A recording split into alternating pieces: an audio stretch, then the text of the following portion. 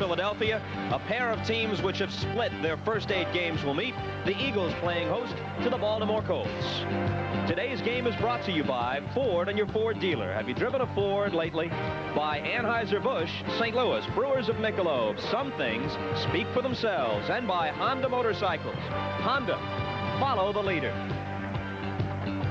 Good afternoon, everybody. Bob Costas along with Bob Trumpy. We'll start with the Colts. They were thrilled to win 4 of their first 6. They've lost in the last couple of weeks, first to Buffalo, then to Miami to even their record. What about their quarterback, Mike Pagel? First of all, this Baltimore Colt, a very young team. Mike Pagel, their quarterback, is not really a throwing quarterback. His value to the team is scrambling around. There is no man on the defense to account for Mike Pagel. He's rushed the ball very well, leading rusher as a quarterback in the NFL. Baltimore's offensive best weapons are those 2 gentlemen right there, McMillan and Dickey. Between them, they have a chance this season to, in tandem, become 1,000-yard rushers.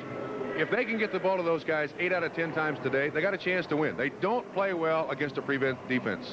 Like Baltimore, the Eagles won 4 of their first 6, and since have dropped 2 in a row, and Ron Jaworski has struggled a little bit. And in the first 6 games, Jaworski was just wonderful. In the last 2 games, he's really struggled. Now, they don't have a lot of offensive weapons left. But look at the stats for Jaworski over the last 2 weeks. Just miserable. He hasn't turned the ball over, but 18 of 50 is just not good enough. This is a team that historically has had a great defense. The offense is in a slump. They need more production out of Jaworski and company today. The absence of Wilbert Montgomery, the running back, John Spagnuolo, the tight end, those have been factors. They've scored just 117 points, lowest figure in the NFL at the midway point.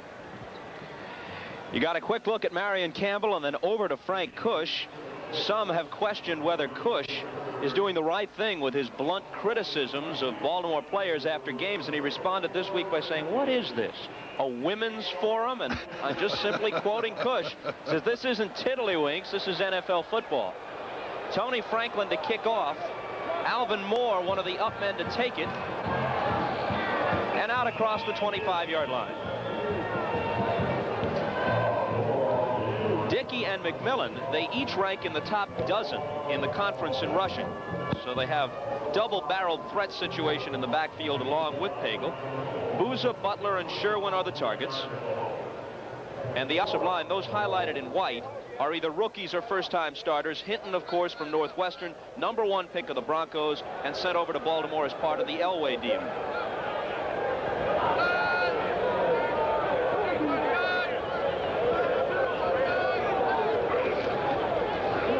Pitches to McMillan, and McMillan with good first down yardage. And Trump, as we discussed earlier, this is a key for Baltimore. They do not have that potent a passing attack as we look at the 3-4 defense of Philadelphia, and so making good yardage on the ground on first down is imperative for them.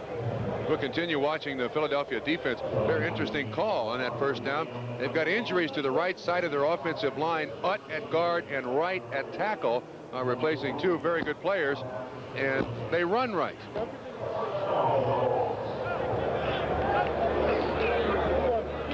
It's Dickey now.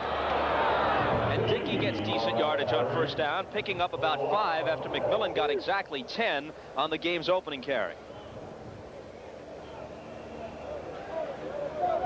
We have to apologize now to viewers in the Houston and Cleveland areas. Of course, you were expecting to see the Oilers and the Browns, and we hope that you will very shortly, but we have some problems with the telephone company, and we can't bring you the beginning of that game. And as soon as we have the problem cleared up, we'll shift you back to the game you'd expected to see. In the meantime, the Eagles and the Colts in Philadelphia. McMillan stopped about a yard shy of the first down, hit by Jerry Robinson, which is no surprise. Last week, he was involved in 22 tackles, 15 of them solo against the Bears. Very active, only weighs about 215 pounds. Top of your screen, 56. You'll see him there in pursuit. 58, Griggs turns it in. Exactly the design of the defense. Now we'll watch Jerry Robinson by himself. The ability of that nose man to consume the center, allow the linebacker a straight line of pursuit, and it's a good tackle. That's the design of that 34 defense, and well executed by Philadelphia. Third down, we'll say a short 2 with the tight end Sherwin in motion.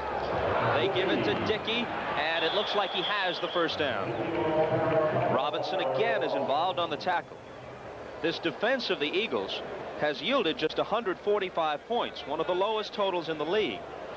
but there's been pressure put on them from a couple of sources. Number one, the offense has produced but 117, the league's lowest figure. And two, their punting game has been so poor. First, they cut Max Runniger. They signed Tom Skladany. They cut Skladany this week and brought Runniger back. That very often the opposition has gotten good field position, and that's put added pressure on the Eagle defense.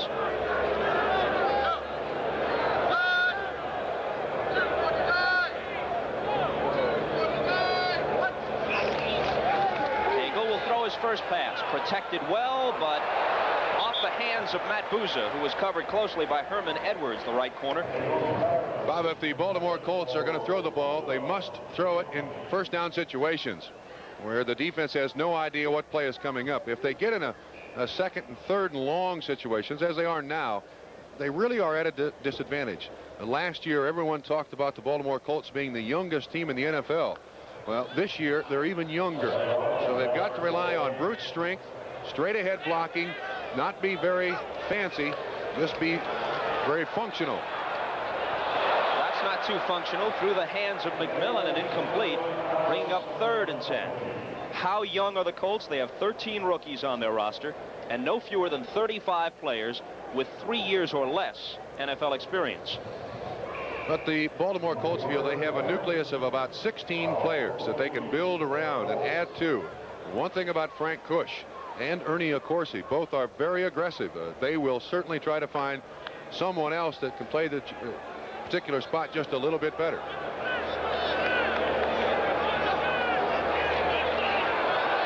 3rd and 10, Hagel again has time, and he's got a target. Bouza makes the catch. It's the 3rd first down of the drive, and the ball at the 33-yard line of Philadelphia. We saw something very unusual there by Philadelphia, and that was a blitz. You'll see a couple of inside backers coming. Generally, they get good pressure from the front 4, front 3. Hagel able to stand in there, and of course he's been very active, accused of having quick feet and moving out of the pocket. This is well thrown. Excellent pattern. Looks like inside-outside zone coverage on the receiver underneath. First down, Baltimore. They pick up 19 on the play. And the pitch is to Dickey.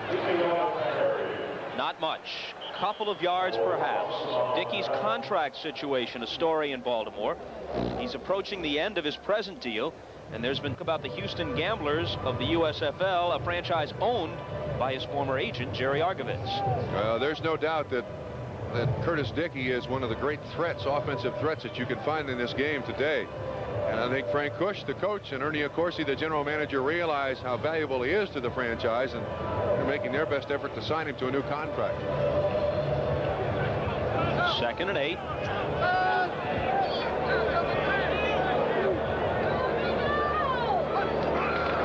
Dickey again slips through a very narrow hole and turns it into good yardage, very close to the first down.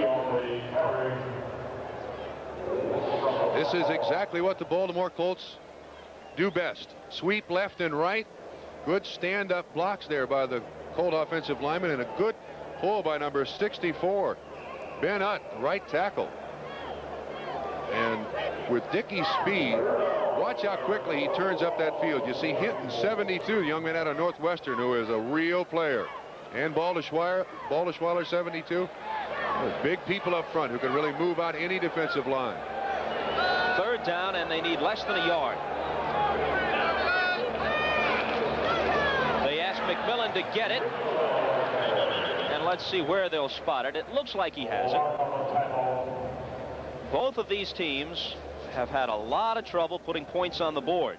The Colts have managed 1 touchdown in losses each of the last 2 weeks, to Buffalo 30-7, and then Miami in the rain 21-7. The Eagles lost 37-7 to Dallas, and then managed just 6 in a 7-6 loss to Chicago last week. In 3 games, the Philadelphia Eagles have scored 30 points. In 3 games, the Baltimore Colts have scored 26 the last 3 games. You're right, they're certainly struggling. They did not get as charitable a spot as I thought they might have, and they're short by just that much. Bob, I noticed Zeke Bratkowski, offensive coordinator of the Colts, hand signaling in. Colts going for it. There's Zeke Bratkowski right behind Frank Kush with a headset on. Backup quarterback to Bart Starr. Those two guys responsible for the offense. Remember that playoff game against the Colts, the one where Tom Matty had to quarterback Baltimore. People forget that Bart Starr was hurt early in that game, and it was Bretkowski who quarterbacked the overtime victory.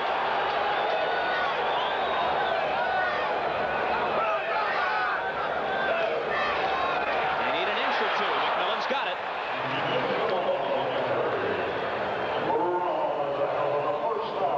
One of the things you got to like about these two running backs, they're not afraid to block for each other. That time Dickey with a decent lead block for McMillan, and watch how he's able to stop dead. Stops right there, jumps back up into the hole. You see Dickey just stands up the linebacker. A guy that size with that much quickness is a real asset to any offensive team. First down from the 20. Dickey gets only a couple. It's a perfect football day, but far from a sellout at Veterans Stadium. This team has fallen off, obviously, from its Super Bowl plateau, and they've lost 10 of their last 13 games at home, and they're 0 for 3 at Veterans Stadium this season. Up to the football game, I'd say right now is a perfect time for Baltimore for a play-action pass. They've thrown it just twice, picked up a first down, and have been able to sweep very well against Philadelphia. This is a prime spot now for a play-action pass.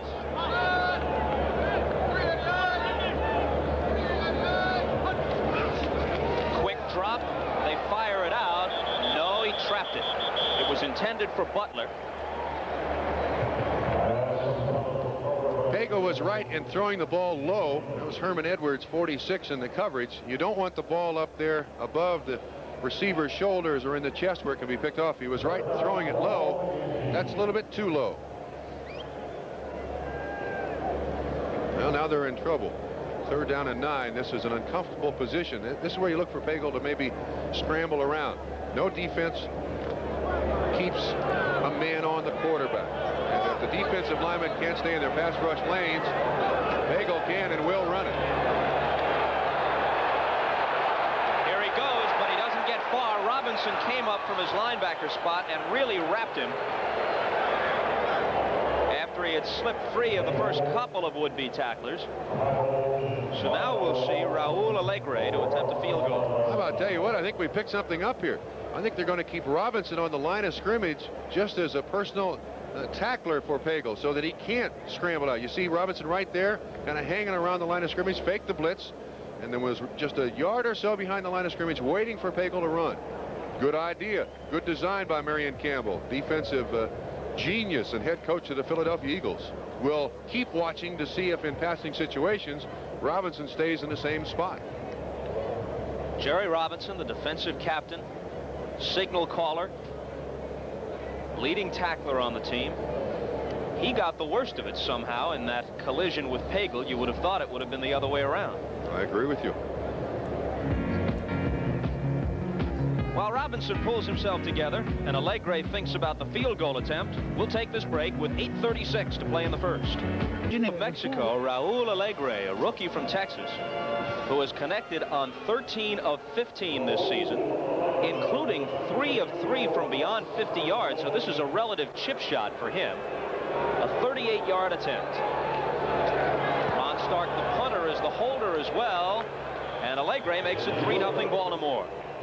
Almost 7 minutes on that drive, Bob. Very impressive by the Baltimore Colts right out of the box. And while we have a chance, we'll tell those of you who were expecting to watch the Browns-Houston game, it's 3-0 Cleveland in the first at this point. Almost 7 minutes on the bench for this offense. Jaworski trying to fire them up. What does that do to a team, having to wait that long before the adrenaline gets going? Really tough on the players, Bob. You go into the locker room, the coach gives you a pregame talk. You get all excited. You come out here and you stand for 7 minutes. It takes some of the steam, some of the emotion out of the offense.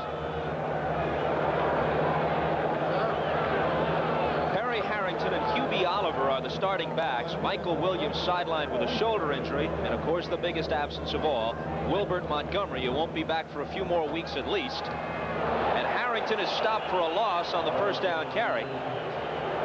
Johnny Cooks was one of those who hit him, along with Vernon Maxwell. There's the backfield, and the Jaworski targets coming up. Harold Carmichael, number 17. the great veteran. Mike Quick caught 6 touchdown passes in the first 6 weeks. Defenses have been keying on him of late, and his production has dropped off, and a veteran offensive line. Harrington again gets outside, down the sideline. He did not step out of bounds, and he is into Baltimore territory across the 30-yard line. Boy, did he walk a tightrope. And Bob, this is a guy that for the Philadelphia Eagles has basically been lost. He started most of the games last year in the 9-game season, and with Wilbert Montgomery out, they've been looking for all kinds of other people to take the spot. Last week they seem to have discovered Perry Harrington again, and then Marion Campbell made the choice last night. Oh, that is a tightrope. That Harrington was going to get his start. That's his longest run of the season so far. Till that point, 8 yards. Matter of fact, it may be the longest run for a Philadelphia Eagle this season. He got 37 on that carry.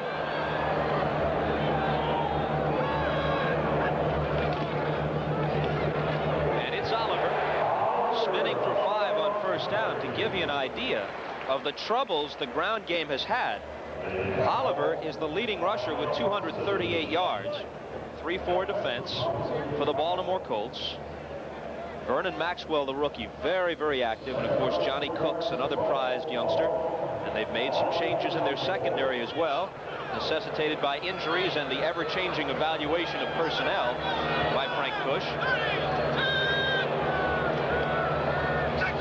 2nd and 5. Harrington. Short of the first down by a yard or two. I started to say that Oliver, coming into the game with 238 yards rushing, is the leading Eagle ball carrier. But to put that in perspective, that's 43rd in the league, and a lower total, as Perry Harrington goes off, than the Baltimore quarterback, Mike Pagel. Yeah, that's 50 yards less than Mike Pagel has of the Baltimore Colts. Good point to make, Bob. That run by Harrington at 37 yards was the Eagles' longest run from scrimmage so far this season. So you can see how they've struggled offensively. They trail here 3-0, but threatening on their first possession. Harrington, first down and then some. It'll be 1st and goal, Philadelphia. Well, now Marion Campbell has a chance to look either very smart or not so smart. Where has this guy been for the last 3 or 4 weeks when the offense has been struggling? Good sweep to the right side of the Philadelphia offense, which includes Baker at guard, a former Baltimore Colt, Jerry Sizemore, longtime veteran at right tackle for the Philadelphia Eagles. And they captured that line of scrimmage and got Harrington upfield, 1st down. Clock running with 5:20 to play, 1st quarter.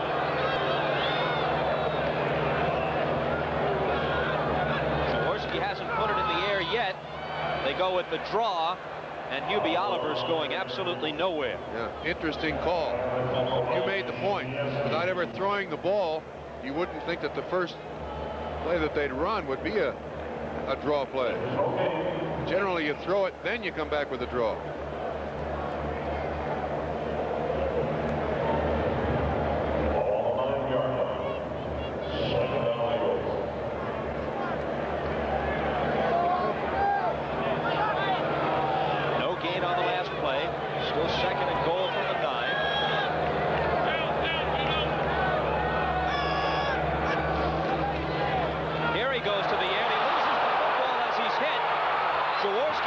Going after it. Let's see who got it.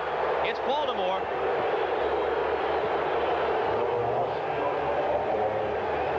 Steve Parker, number 78, a rookie from Northwestern, NFL rookie, but not a pro football rookie. He played for Frank Kush with the Hamilton Tiger Cats in the Canadian Football League. Kush remembered him and brought him to the NFL when he became the Colts head man. Bob, you'll see, who is that, Barry Krause, 55?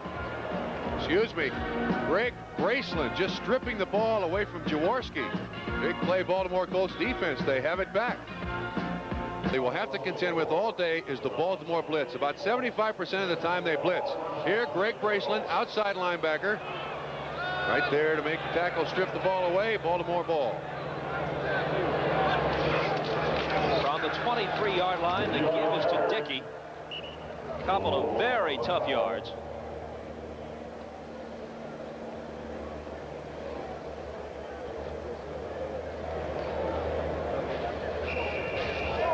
Remind Baltimore Colt fans that once again that the choice by Frank Kush is, with Mills hurt, their offensive right tackle, they've moved a couple of people around. They have Ben at guard and Wright at tackle.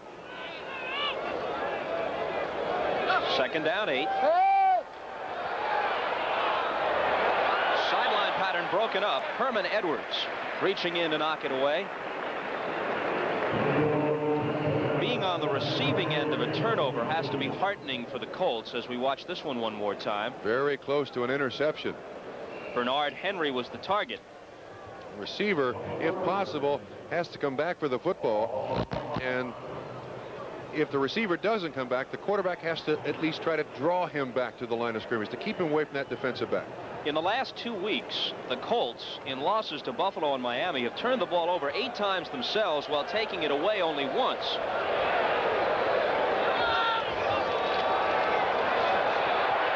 Nagel almost had it picked off, and then on the second effort, a diving attempt by Jerry Robinson. They had 6 defensive backs in there, and as we said at the outset, this team does not play well against the prevent. It's part of young quarterbacks adjusting to the NFL with those 6 and sometimes 7 guys back there. In this particular case, defensive back just comes out of nowhere. Herman Edwards. There's Jerry Robinson again. At times it looks like there's more than one 56 out there. Ron Stark's average of better than 46 yards a punt leads the NFL, and he's kicked one as long as 64 yards this year. Make it 67 for his top total.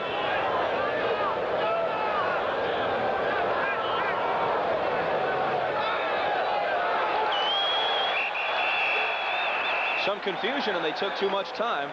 Well, what coaches will tell the players in a punt situation, we don't want the ball blocked. If you have to take the 5-yard penalty, take it. Make sure everyone is accounted for at the line of scrimmage. And as you mentioned about Ron Stark averaging 46 yards per punt, that is the defense of the Baltimore Colts' best player, Ron Stark. If he can get Philadelphia back at their own 35 or something, that's delay of game. Offense still 4th down. Point I was going to make, that 65 yards that the offense then has to try to get down the field to score. Big offensive weapon and a defensive friend, the punter. That's why they made Stark a 2nd-round pick out of Florida State. This one doesn't have the hang time that he usually gets. Major Everett to field and into Baltimore territory at the 46-yard line. Sanders Shiver on the tackle. Stark, taken in round 2, the highest a punter has been drafted in the NFL since Russell Erchleben was a #1 pick in '79. The kick by Stark, good for 38 yards, about 8 beneath his average.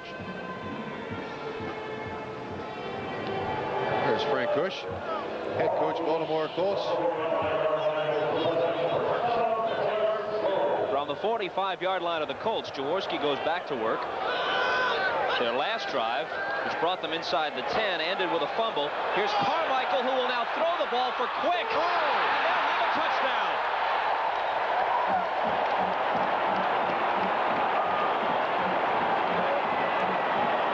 How about that? Although it was thrown with an overhand motion by Jaworski, it was a lateral. It was not thrown forward. Carmichael then perfectly free to air one out himself, which he did to Quick, and that's the 7th touchdown reception of the season for Mike Quick. That's 7 out of 10 scored by the Philadelphia Eagles.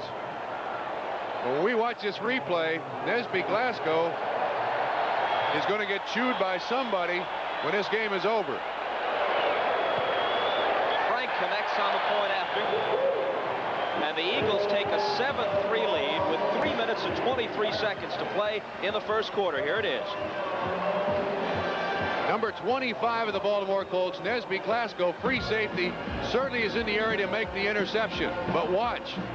He jumps too quickly. Doesn't cover the man. He goes for the interception. He should have tried to knock it away. The touchdown again. Jaworski, a play fake. Carmichael behind him. Now you'll see 25 at the bottom of your screen from the left come into the picture. That's Nesby Glasgow in coverage. Look at there. He is there to make the play. and tries to go for the ball as opposed to cover the receiver. 6 points quick. You know, it wasn't a perfect spiral, but it didn't wobble all that much. That wasn't a bad toss by Carmichael. You're right.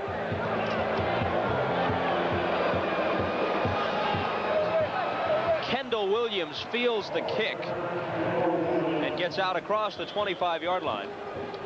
We're still checking, but unofficially, that is Harold Carmichael's first NFL touchdown pass as Atlanta leads New England 3-0. Giants jump in front of Dallas. The Giants have played well at the Meadowlands against Dallas the past few years. Buffalo with the lead on New Orleans. Detroit over Chicago, NFC Central. Houston leading Cleveland 7-3, and again, part of our audience watching this game expected to see the Cleveland-Houston game, and because of telephone company problems at the moment, we can't bring it to you. We're still working on it and trying to get you back to that game if that's the one you expected to see.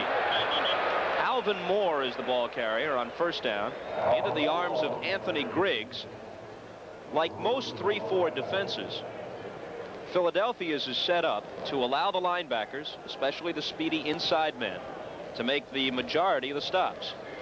And it's keyed by that nose tackle, Ken Clark. Marion Campbell, in our conversation yesterday, Bob, said that he likes that nose tackle paint to paint with the center. That is helmet to helmet, and tries to stand that center up and keep those guards from double teaming the nose man and getting to a linebacker. Interesting comment he made to us too. I like he's known as the Swamp Fox, and he's got that southern brand of humor. And I asked him, is it tough being head coach and also dealing with the defense? He says, I raised that bunch. He said, I know those people, and that's what we do best, and I didn't want to turn the defense over to somebody else.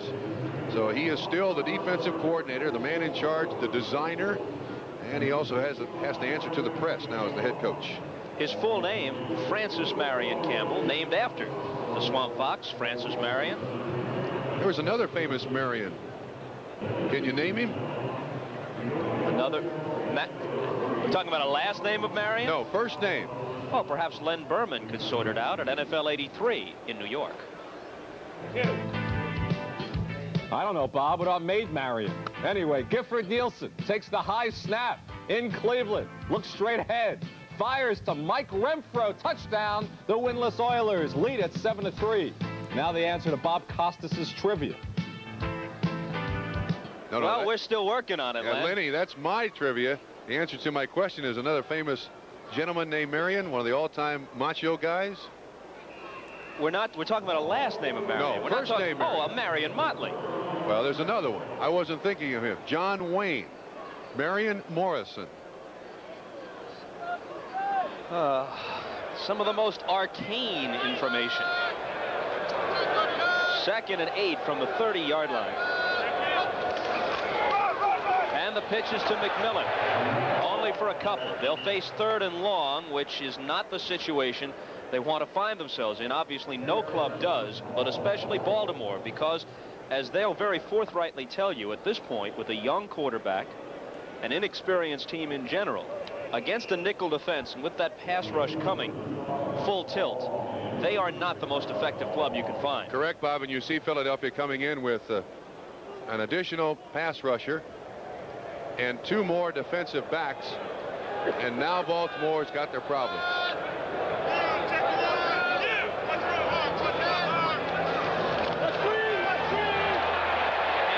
Can't get away.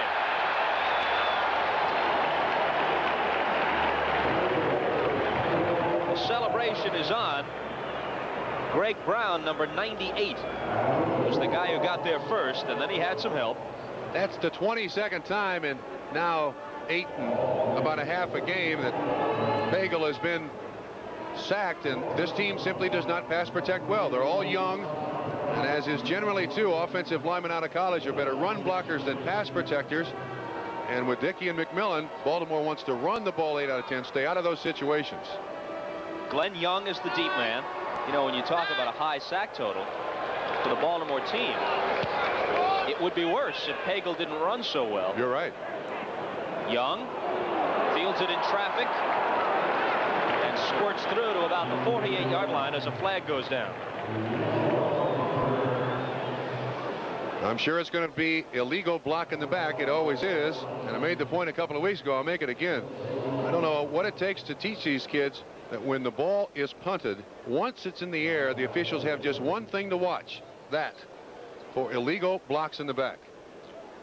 Gordon McCarter, the referee, he'll pace it off. As we tell you, this telecast is presented by authority of the NFL, intended for the private use of our audience. You can't rebroadcast it or use it unless somebody writes to you on official letterhead of either the Eagles or the NFL and says go ahead.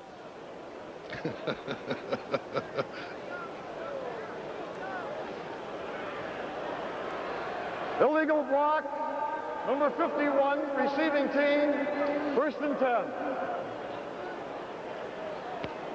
Reggie Wilkes on the penalty. Linebacker.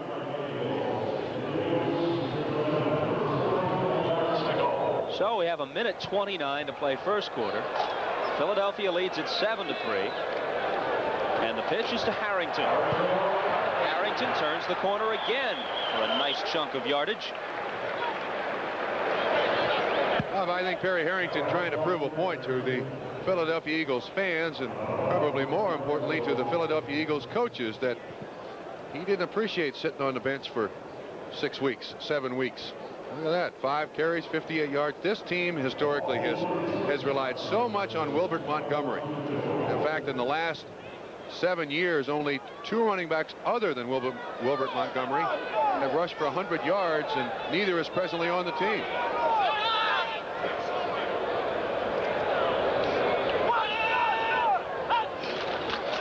On 2nd and 2, they give it to Oliver, and Oliver has a first down before being pushed back. The absence of Montgomery hurts them, not just in terms of their ground game, but he is an excellent pass receiving back, an excellent third down player. The Eagles right now are last in the NFL in third down conversions. They've been able to get what they've needed for the first less than 30% of the time on third down, and went through one stretch of 18 consecutive third down failures. Another indication of how much they miss Montgomery. They have a first down here from just across the 40. Jaworski is on target. The catch is made by Vito Cab, and that's another encouraging sign. That's only the 8th reception of the season for their starting tight end. They have got to be able to connect with him more frequently.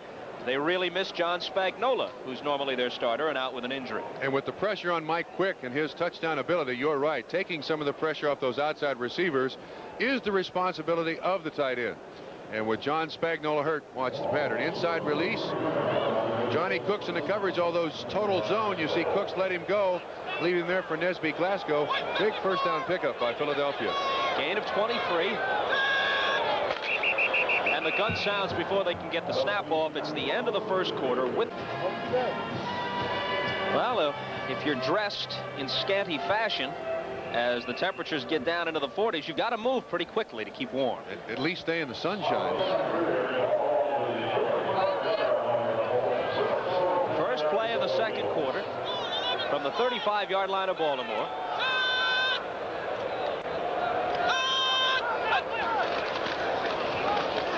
Oliver for a couple. It'll be 2nd down and 8. Donnell Thompson, number 99, in his 3rd year from North Carolina. Number 1 draft choice a few years ago, makes the initial contact on the play. Bob, this is a very poor scoring quarter for the Philadelphia Eagles. In 8 games, they've amassed just 20 points. It would certainly help their team psyche to get the ball in the end zone on this drive. Get them over that offensive slump that they've been in the last couple of weeks. They put Oliver out on a wing. Single setback is Harrington. There's Oliver in motion. Jaworski unloads and nearly intercepted. In and out of the hands of James Burrows, the left corner. How could he miss that one? A good question. This ball is right between the numbers. This is one that the Baltimore Colts, coming into this ball game, that was right there. Coming into this ball game, as we got a flag on what appears to be against the Philadelphia Eagles, Baltimore in the first 4 or 5 games of the season had a tremendous number of turnovers in their favor, Bob, plus a lot of sacks. In the last couple of 3 weeks, they just haven't been able to buy a turnover, and that could have been their second and should have been their second of the day. Holding, number 73, offense, Repeat second down. Well, through the first 6 weeks of the season on that so-called giveaway takeaway table, the Colts were +6. But they've dipped to -1 for the year coming into this game after turning it over 8 times and taking it away but once in the last 2 weeks. And Bob, a young team needs turnovers to add to the emotion.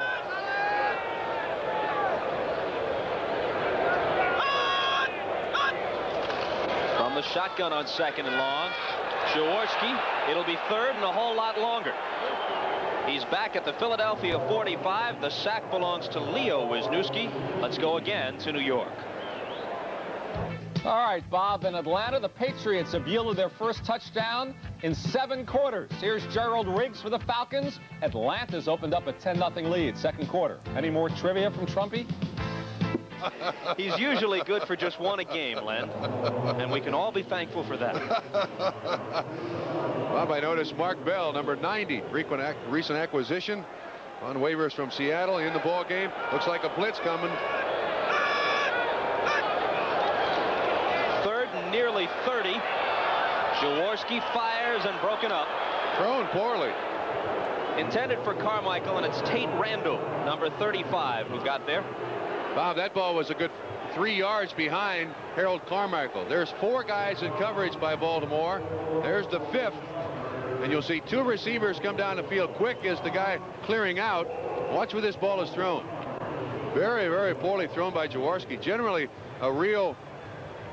he's a real target shooter when he's throwing the ball well, on the money, 9 times out of 10. Enter Max Runiger, who returns after an exile of about a month. Cut him, brought in Skladany. He didn't do well. He was handed his walking papers. Runiger is back.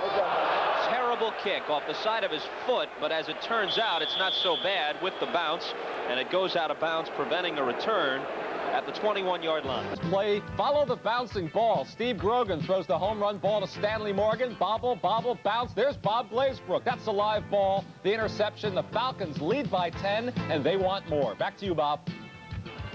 All right, Len. Trump, perhaps the Falcons riding the emotion, the momentum. They pinned that great come-from-behind win against the Jets last week. Looking at Curtis Dickey, he twisted his knee on an earlier series and sat down for a few plays, but he's okay and back in. From just across the 20, Pagel will throw on 1st down. Oh! Getting in there to smack it away, Dennis Harrison from his left end spot. Almost a room service touchdown. Another inch or so, he picks it off and walks in. Got to watch out for Harrison, too, at 6'8", 270. There's a lot of him to get the ball around. Checking on some other scores, Detroit leads Chicago at Soldier Field 14-0. Each club is 3-5. New Orleans and Buffalo, both clubs 5-3. The Bills have a 14-0 lead early in the 2nd quarter at Buffalo. Minnesota is at St. Louis, where the Cardinals lead 14-0 after 1. McMillan with a spin move, and out to about the 30-yard line. They'll have 3rd and short. That's one of the real values of those 2 running backs, McMillan and Dickey. They can pick up 8 and 10 yards so easily. There's nothing to it. It's a little delay, and you'll see Dickey up through there with a block. Gets in the way of Wilkes, and I'm telling you, those 2 guys in tandem are 2 of the best that you can find in this business at their age. In 5 years, they'll make a lot of press in the NFL. Get a little more help up front. 3rd and a long 1, let's say. Dickey outside, big trouble. 1st down and much more than that to nearly the 45-yard line. And when you bunch up against a runner like Dickey to prevent the short gain that you think they're going to be trying for, and he's able to bounce outside, you can get burned for long yardage. Yeah, hold on to your chin strap. Tell you what, watch Dickey run. See if you can see him limping. It appeared to me that he was kind of dragging one leg, his right leg a little bit. Now, this guy has world-class speed, but you can see him kind of drag his right leg there a little bit. His knee apparently bothering, but he's a tough kid, tough runner, and running very tough this year. A gain of 26.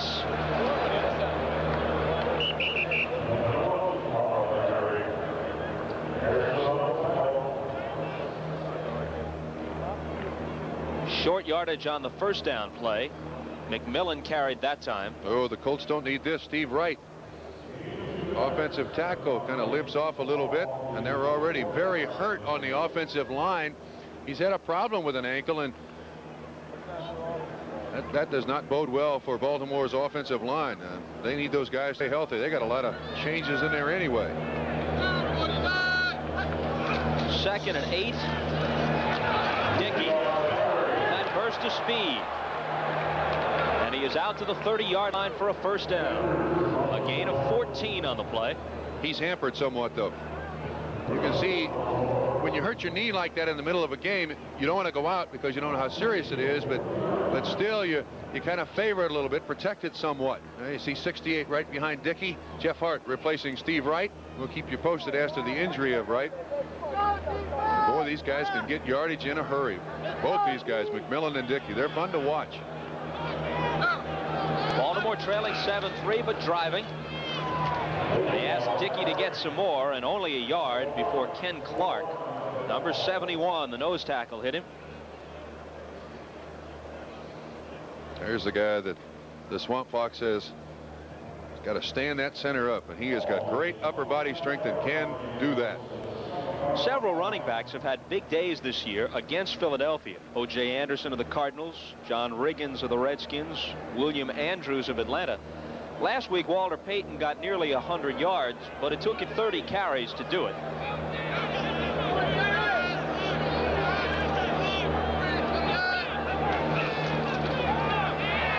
Off the play fake, Hagel improvises. Good tackle, Randy Logan, open field. That's one of the things that Philadelphia wanted to do, is cut down the number of attempts that Pagel might have rushing the ball today from a pass formation.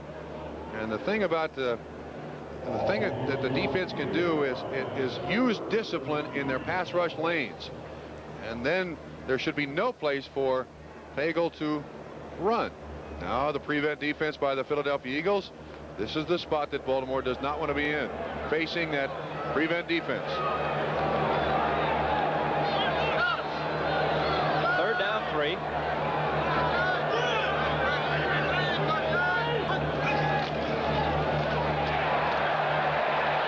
And they stop them. Dickey carried. And they're going to be about a yard short. Think he'll go for it again? The last time they went for it, it was 4th and inches. This time, actually, where they've spotted it, it's very close to 4th down and 2. And Cush wants to talk it over with Pagel. It was funny when Cush talked about the criticism of players, some of them not appreciating it. He said, look, if I'm making more than $100,000 a year and the worst thing that ever happens to me is that a 54-year-old guy yells at me a little bit, that's okay. Today's game is brought to you by Chevrolet, official U.S. cars and trucks of the 14th Olympic Winter Games, by Visa, cards, and traveler's checks. You can do it, and we'd like to help. And by United Airlines. People who fly for a living fly United's friendly skies. Bob, it appears the choice by Frank Cush is to bring in Allegre. You know, something that the NFL teams really don't do? In this situation, I go to the line of scrimmage, and as a quarterback, I tell the guys, I am not snapping the ball. If I count to 15, I'm not snapping it. Try to draw the defense off. Get a 5-yard penalty, you got a first down. You don't see trickery like that in the NFL. Allegre hit from 38 the first time. This will be 39. He's perfect once again. So for the season, he's made 15 out of 17. And he's brought them to within 1 at 7-6 with 9 minutes and 22 seconds to play in the first half. And now on the punt return, there goes Carl Roach's. Houston's in business. They're threatening again inside the 10, and they lead it. Back to Philadelphia. All right, our thanks again, Len. Back here, Bob Costas with Bob Trumpy. Allegre to kick off after his second successful field goal attempt. Glenn Young near the goal line.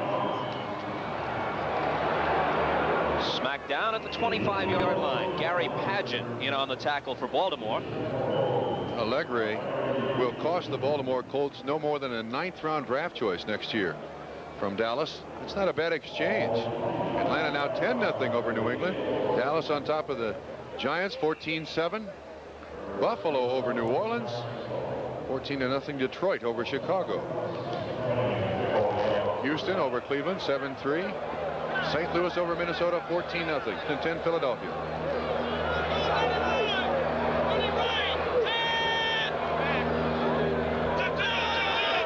This time it's Harrington who's on the wing and goes in motion. The flip is to Hubie Oliver, the other back. Stopped for a loss on the play. Jeff Delaney, number 34, came up to hit him. Good reaction by Baltimore. No one out there to run interference for the running back, so.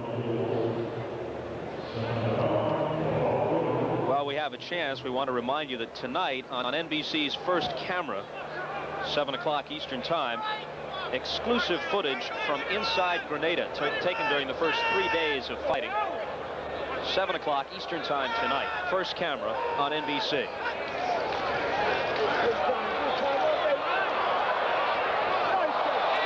A fine catch on the play by Vito Cab.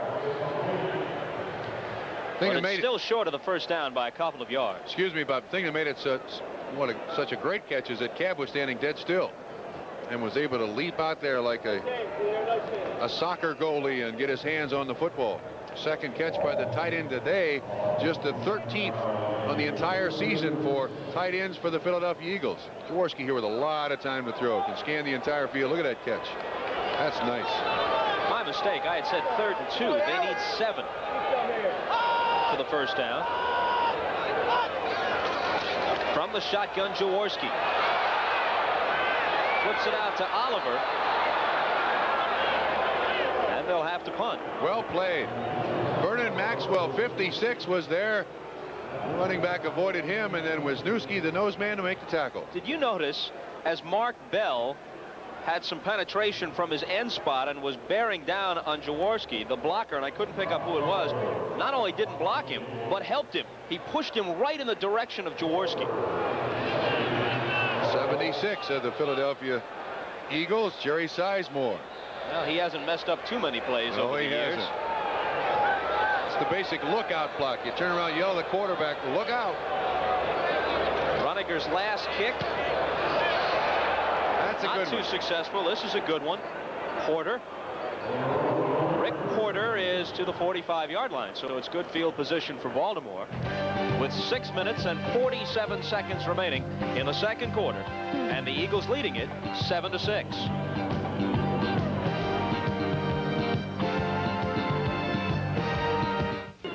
This is Marion Campbell's second go-round as an NFL head coach. For a couple of years, he was the top man in Atlanta. He built defenses all around the league. Minnesota, Los Angeles, Atlanta before becoming the head coach, and then here with the Eagles. Under Dick Vermeil, when Vermeil left, Campbell became his successor. The delayed handoff is to Alvin Moore. Moore did a lot of running for very little yardage. Bob, Curtis Dickey is out of the lineup. Hopefully his knee problem is not serious, but we noted the last offensive series that he seemed to be carrying it somewhat. Watch Griggs. Good speed for a linebacker, and there's Robinson. Those two guys, that's the position in the last 5 years has changed the most in the NFL, from 245-pound battering rams to very swift 215-pound linebackers who are great pass coverage and can stay up with these running backs. The handoff is to McMillan, who's into Philadelphia territory at about the 48-yard line. This will be 3rd and 3 upcoming. When we visited with Marion Campbell yesterday in his office, it became apparent that while he is the head coach, just as on the opposite side of the coin, Don Coryell remains obsessed with the offense in San Diego. Campbell is still inclined toward the defense here with the Eagles, and he makes no bones about it.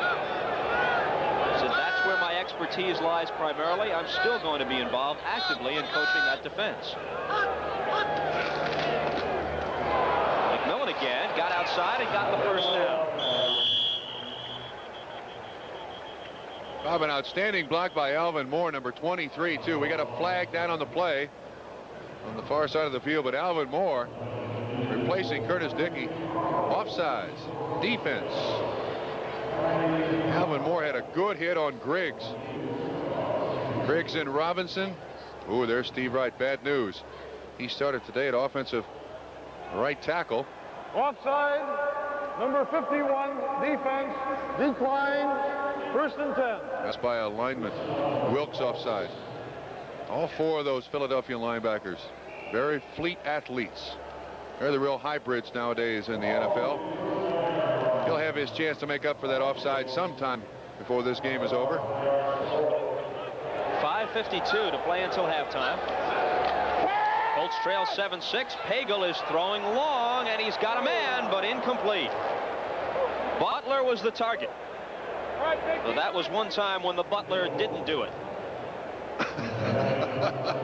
I suppose I deserve that. Roy Nell Young in coverage. And one thing Butler does have, great foot speed.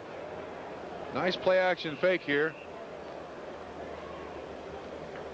Just a little underthrown. You see Roy Nell Young on the ground. Watch Butler. Good smooth athlete. Watch how steady his head is. That's a sign of a good. There you see Roy Nell Young slip. Great receivers are able to run down there at full speed. Their head is just steady. Concentrate on that football. Underthrown by Pagel. 2nd and 10, and McMillan hooks right through, and they catch him. No way. Touchdown. No flags.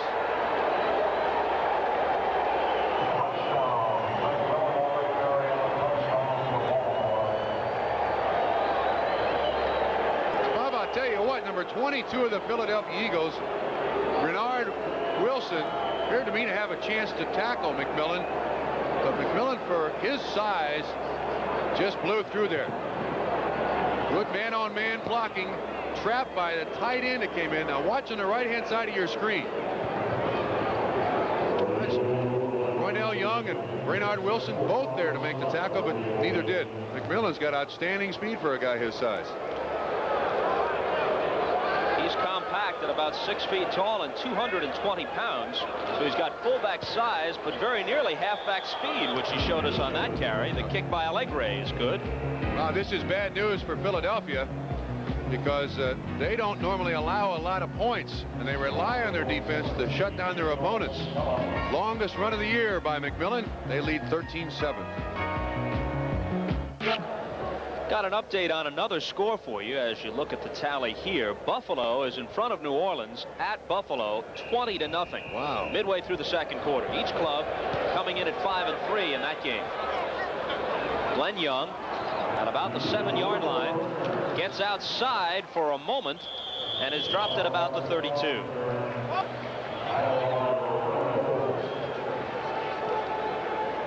Word we have from the bench on Curtis Dickey. Strained knee, and his availability for the rest of the day doubtful.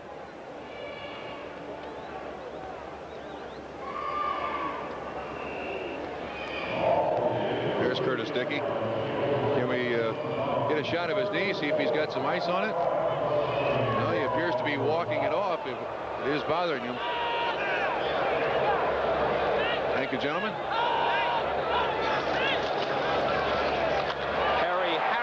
With a rude how do you do, led by Steve Parker, number 78. Parker, a rookie from Northwestern.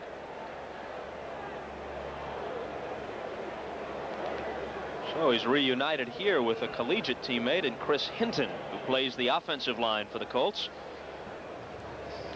He's been their big surprise on that defensive line too. They expected a great deal out of Wisniewski, but Parker has been a real pleasant surprise for them. This will be 2nd and 13. Lots of time for Jaworski. And the catch by Vito Cav, which is his 3rd reception of the year. He had caught but 7 through the first 8 games. You mean 3rd reception of the day? Did I say of the year? Yes, 3rd reception of the day. Very important point too. At the top of the show, we tried to inform you of the pressure on Mike Quick and how he's getting double coverage. And Quick's caught 1 thrown by Carmichael, and Cav has caught 3, and I think that's the sum total of what Jaworski's thrown. Carmichael has been Jaworski's intended target more often than Quick today. The areas in Carmichael's direction have been broken up.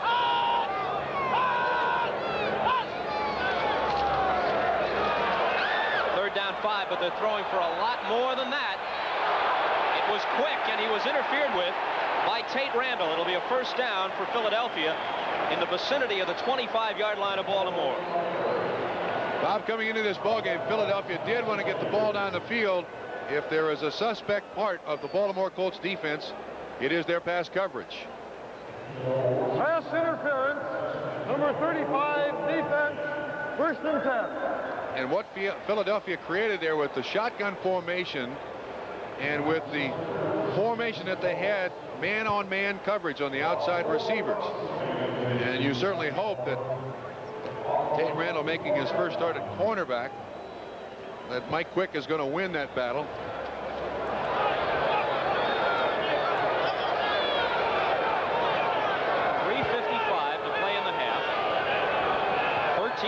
Baltimore, but a first down for Philadelphia at the Colts 24. Jaworski sees something he doesn't like. Philadelphia fans booing. I'm not sure why. Well, while Jaworski talks it over with Campbell and the offensive coordinator Dick Wood, we'll tell you that next Sunday we'd like you to join host Len Berman as NFL 83 starts the day with feature reports and a preview of the day's games, followed by an NFL doubleheader, and those are the games, the early ones at least. Followed by Miami, San Francisco, which is the game most of you will see. Also Denver, Seattle, and Baltimore and the Jets. Late starts next week, an NFL doubleheader on NBC.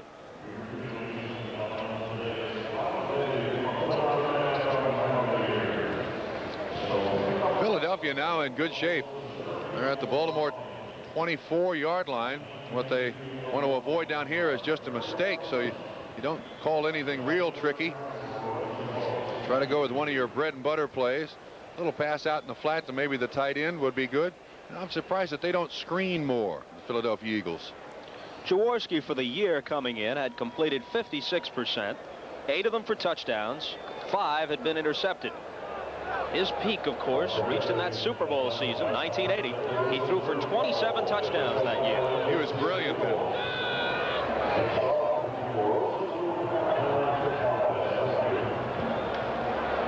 On first down, connects at the 5-yard line, and it's Vito Cav. So suddenly he becomes an integral part of their offense. First and goal, Philadelphia. What that'll do is in the second half now, the Baltimore Colts will have to pay attention to Vito Cav. Hopefully open up Mike Quick. This ball is what you call through the eye of the needle. Cook's on the inside. Well, there's people all over the place there. And still Jaworski able to get the ball in there. Cav able to make the catch. Good concentration on the football. Glasgow 25 gets him to the on first and 10 Philadelphia.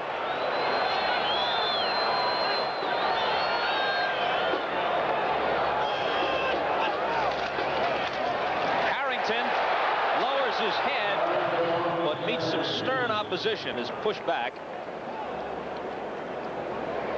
Nesby Glasgow hit him first, and then some of his friends came over to help out. Some of his friends, yes. Philadelphia had that corner caved in very well. Good block by Vito Cav. He's playing an excellent game today, but that was also a great tackle by Nesby Glasgow. Ball spotted just across the 3-yard line. Second and goal. Clock running. 2:35 to play until halftime.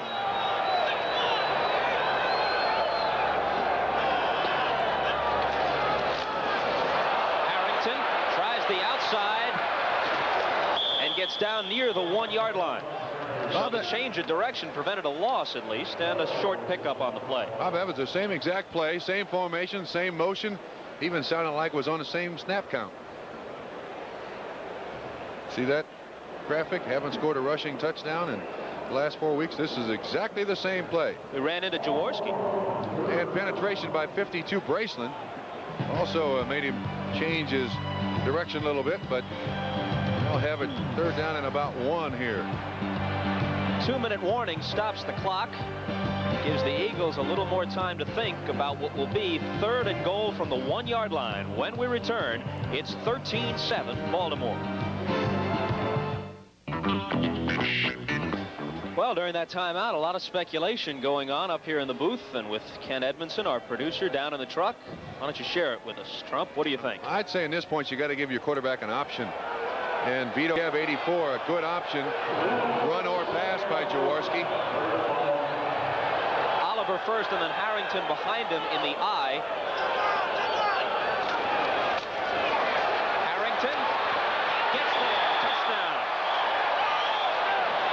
They picked out a weakness. Generally during a week in offense, coaches will look at a defense on the goal line and find a player that may be coming up high off the line of scrimmage or outside. And obviously they feel to their right, which is the strength of their offensive line and probably the weakness of the Baltimore Colts goal line defense. And they sweep it in for 6. That's why I'm up here not coaching. And Edmondson's in the truck and not coaching. Jaworski's the holder. Guy Morris will snap it. They've had an occasional problem on conversion tries this year. They've missed a couple. Franklin is 11 for 13 on points after this year. Here's the touchdown again. Bob, is it safe to say that you and I are both surprised that they're one on 27 points scored in the first half of this game? We expected a very low scoring game, didn't we, both of us? Well, each team had a lot of trouble scoring. And the Eagles especially have played well defensively this year, so off past form you would have had to have expected that. But we've had a couple of big plays. The razzle-dazzle with Carmichael throwing to Quick for a touchdown. And then the Colts had one pop open for them as McMillan went 45 yards for a touchdown. Barry Krause was down on the sideline there. Got hit in the head, but seems to be all right.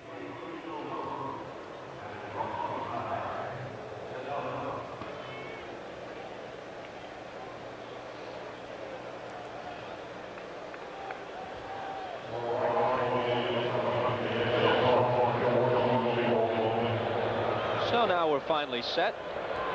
Franklin will put his bare foot into it and try and snap a 13-all tie. And the Colts will have 1:56 left to try and do something about it. Eagles one.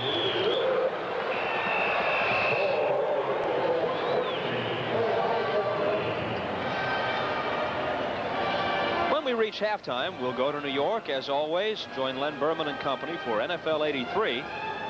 They'll have highlights of the other games, update the scores, tell you what to look forward to in the second half. We move into week 9 of the NFL season, and we've had some surprises in the first half. Who would have thought that teams like the Jets and the Chargers would struggle? Who would have thought that New Orleans would be 5-3? Or for that matter, that the Colts would be 4-4. And actually include the Philadelphia Eagles at the beginning of this season with Marion Campbell replacing Dick Vermeil. A lot of people expected the Eagles to really struggle. It will not get any easier for Frank Cush and company. You look at Marion Campbell and what they'll look back on, perhaps losses to the Cardinals and the Bears already this year. Yes. Philadelphia had a decent chance to be 6-2 if things broke right against teams that perhaps they should have been able to beat.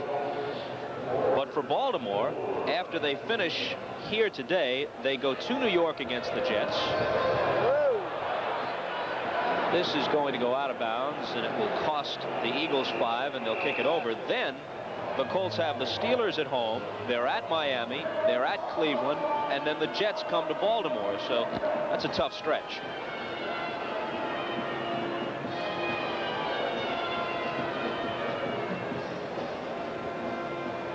Reading the clips of Baltimore papers, anytime the Colts lose, it is tough for those players. Frank Cush is not afraid to throw around the epithets, and he fires on them quite frequently. Nothing worse than being conked by a flying epithet.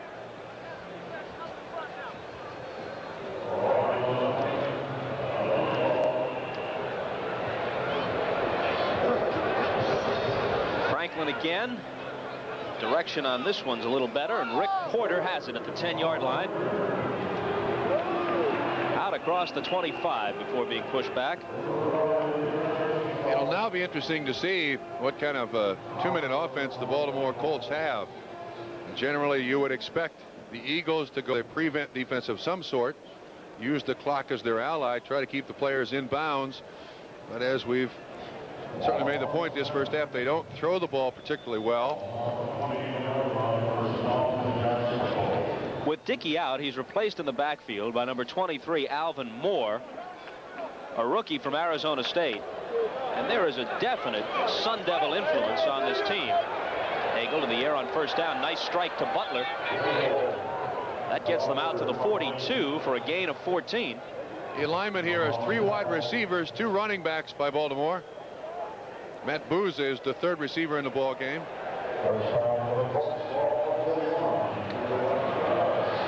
Hagel throwing on the run and connecting again. The catch is made by Booza, and he's at the 35-yard line of Philadelphia. We got Butler, Tracy Porter, and Booza, and an excellent choice by Pagel. The worst mistake he could have made there was to run the ball. He did throw it. Motion along the line. Free play. Flag goes down. Pass incomplete, but that might cost the Eagles 5.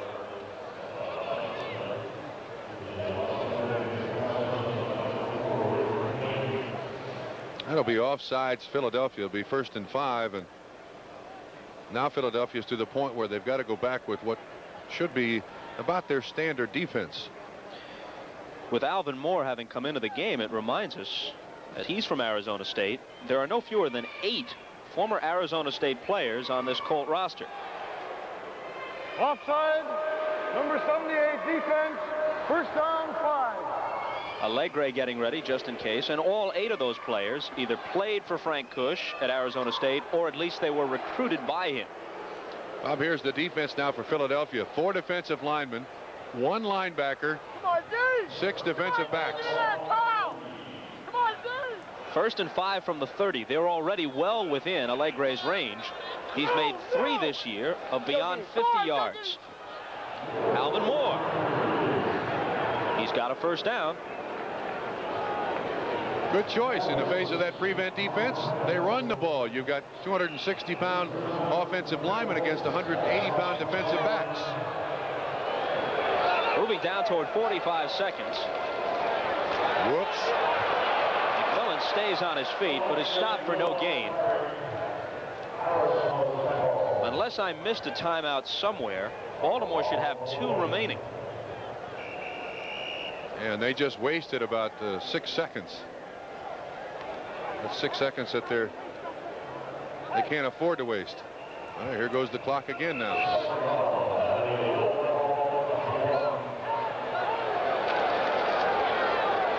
That'll stop the clock, but it will leave them with 3rd down.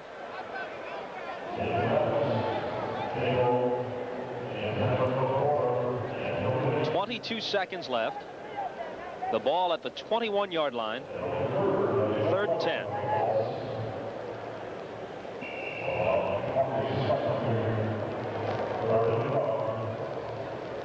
And the spot that should be open in this defense now is right over the middle. Used the last time out for a field goal. I believe they have 1 left, don't they?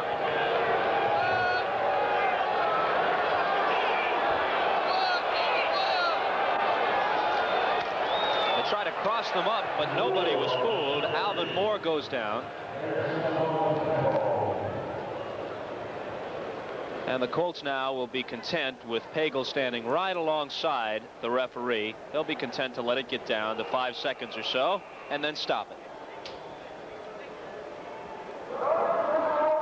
So Allegre has hit from 38, from 39, and now he'll try from 37. In all 4 games the Colts have won this year, the field goal kicking of Allegre has been directly involved. His kicks have either won the game in regulation, late in regulation or in overtime, or they have sent a game into overtime, as was the case in the opener against New England, which they ultimately won when Johnny Cooks ran a fumble in for a touchdown. So he's been directly involved in all 4 of their victories. Bob, my question is, how do all these kickers seem to appear out of the Dallas organization? He's another one. The Colts picked him up in exchange for a 9th-round draft choice, and Ben Agajanian, the kicking coach for the Dallas Cowboys, feels that Allegre at this point in his career is further along than Rafael Septien, but they have supplied the NFL almost exclusively with kickers. Right now, Tom Landry would like to have a punter, wouldn't he? He's got Danny White doing it and cringes every time he steps back there. Allegre hits it again.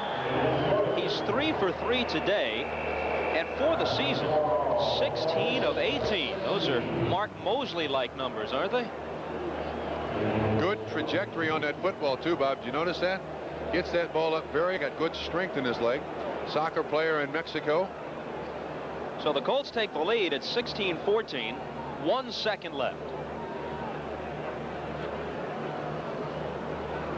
I'm surprised. 30 points in the first half by these two teams. I'm very surprised. And Baltimore keeping pace with Philadelphia. And so far, having little trouble moving the ball down the field on Philadelphia's much vaunted defense. Got to be a tremendous concern on Marion Campbell's part. He came into this game with a worrisome offense, struggling. I don't think he expected his defense to give up 16 points to the Baltimore Colts in one half.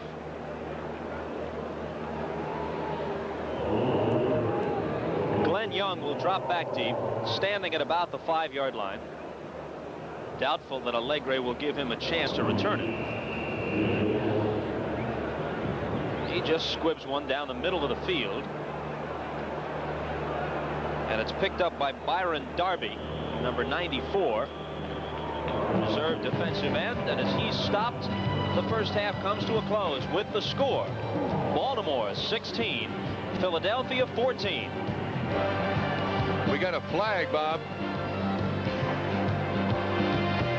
The NFL mid to late 60s and then stretched into the later part of the 1970s. So you saw things begin to change in terms of the relationship between management and players, coaches and players. Cush is a throwback to the days maybe perhaps even before you started your career. Yes. How would you have responded to the approach of a Cush, and how do you think the modern player in general responds to it? Well, I think generally there's a problem with Frank. He certainly is a nice guy, and he appears to be an awful good coach, but you just can't keep the pressure on those athletes all the time. Now, people in Baltimore have said, look, he only picks on some guys he thinks can stand it, but they lost Derek Hatchett. And a lot of people, I think, rightly accuse Frank of it's my way or the highway. But one of the things great coaches is adjustable. I mean, they can adjust to a great player who is moody, and they can also adjust to the hardened veteran that no matter what you say, he doesn't care how many times you get on him. You've got to eventually complement your team's effort. And in 2 years, I haven't heard Frank Cush say collectively much kind about this team. Some can and some can't adjust to that kind of coach. And you'd hate to lose a great player simply because you're trying to browbeat him into playing better. You can understand his intentions. This is a young football team. The more disciplined, the better. That's agreed. But at some point, you've got to take the screws off. And you've got to say, hey, we're in this together. I'm your friend. If you win, I win. And if we win, we'll all be here a long time. The other thing is, there's such a great changeover on this football team with the 35 players. I believe you pointed out 35 players with 3 years or less experience. I mean, some of these guys come in here and they think that all NFL coaches are like Frank, and they're not. And it's not necessarily bad to be that way, but it can cause some problems on an individual basis. A look at the statistics in the first half. The time of possession, perhaps interesting. The turnover figure is wrong. The Eagles were guilty of 1 turnover, and it almost surely cost them at least 3 points and possibly 6. They had a 1st and goal in the first quarter, actually on their first possession of the game, and Jaworski was sacked and lost the football in the process, and that turnover cost the Eagles dearly. On the time of possession, you see that Baltimore controlled that. That was true last week when the Eagles lost to the Bears. The Bears kept the ball for 35 minutes in that game, and that was part of Philadelphia's undoing. And once again, it's that lack of 3rd down conversions on the Eagles' part. Now, when they have that problem, they were 2 of 4 in the first half, but they have just throughout this season been very, very tough on themselves and not converting 3rd downs to 1st downs. The Eagles get it to start the second half, and Allegre's kick comes to Glenn Young at the 7.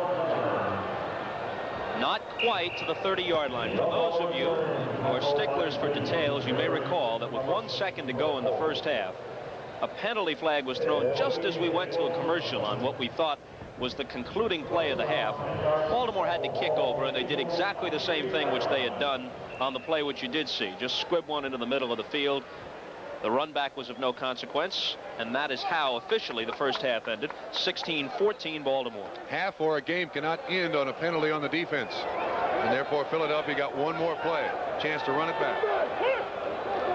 QB Oliver is the lone setback on the first play from scrimmage.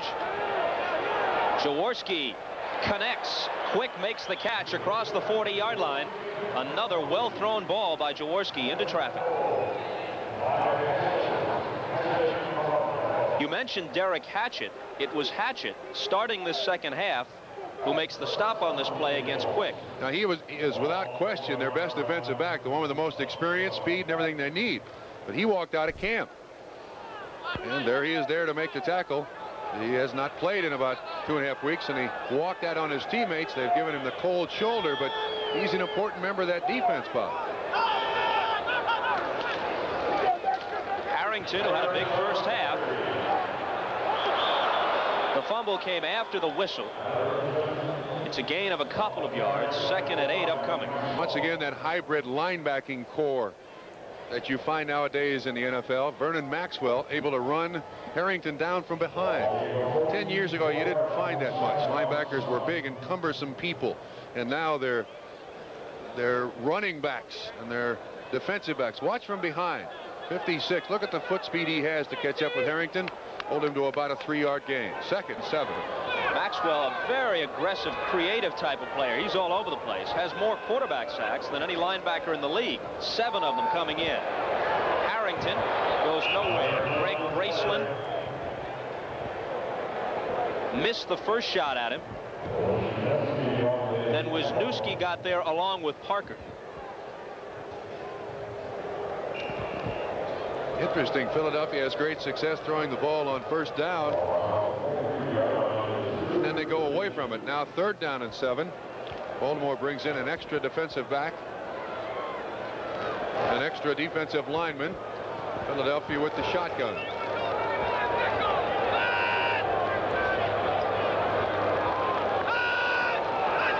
Carmichael in motion on the play. Jaworski has it intercepted. Picked off by Kim Anderson, who was the extra defensive back they brought in.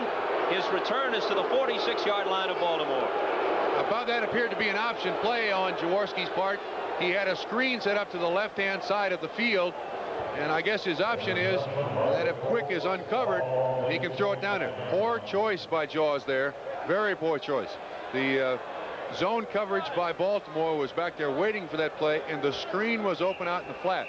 Now, one of the things you'll find in a struggling offense is that position of choice that we've talked about. The quarterback times tries to do more than he really should.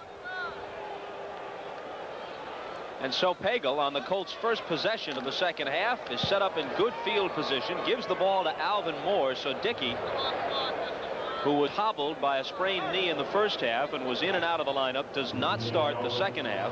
And Moore gets 5 yards on the first down carry before Jerry Robinson stops it. Sack turnover by Philadelphia, and I'm sure Ron Jaworski wishes he had that football back. His best choice there was to throw the screen, but he was trying to get 20 yards quick. Anderson there to make the interception.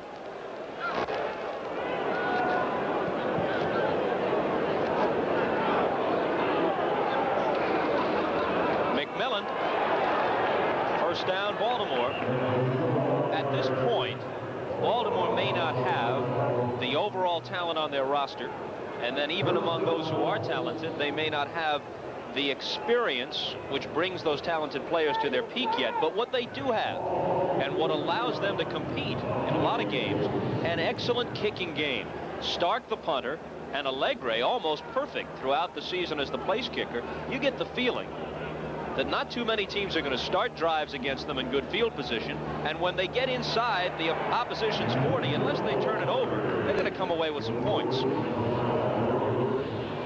And once again, Philadelphia having trouble with a gifted running back, as you mentioned in the first half.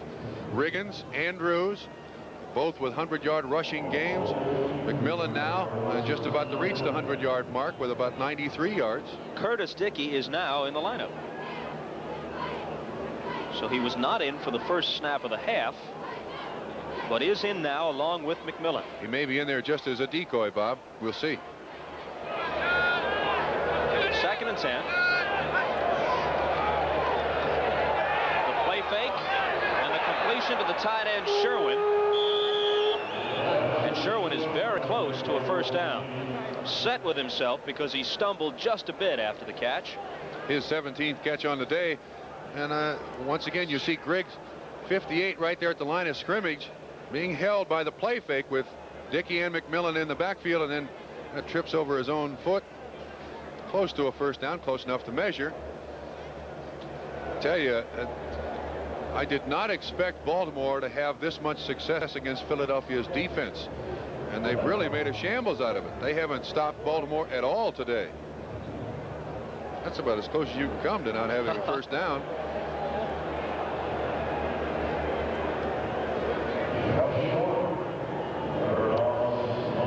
Third down and an inch literally.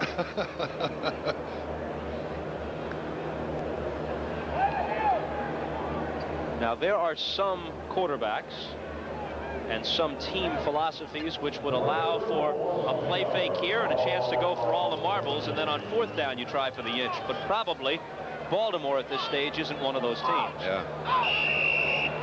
Second in this amount, you say so. Third, you want to convert this third down into a first down. Their first possession in the second half, vitally important. Philadelphia failed on their first possession with the turnover.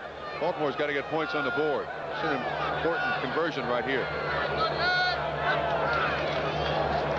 Look out, they got something going. He's covered too. Dickey wanted to throw it. Now he tucks it in and runs. He's got the first down and out of bounds at the 29-yard line. Pat Beach, number 81, the tight end, was the guy who was trying to fool everybody. You were right. As opposed to going with the standard third down conversion. We got an injured Philadelphia player, but you can see Dickey here trying to throw back, and then watch his foot speed. He outruns Jerry Robinson to the sideline. First down, Baltimore. He used that second pump fake. It's Carl Hairston, defensive end, who's down on the play for Philadelphia. He used that second pump fake when he had no intention at all of throwing the ball, just to fake the defender out. He went up in the air to block a pass which never was going to be thrown, and Dickey was able to slide by and get first down yardage. 10:29 to play in the third. Dickey faked out with that last move. You'll see it on the pump fake, and then Hairston twisted something and goes to the sidelines for a moment. Dickey at this point seems to be running all right. Now watch to the left of your screen. Now the Hairston's already on the ground.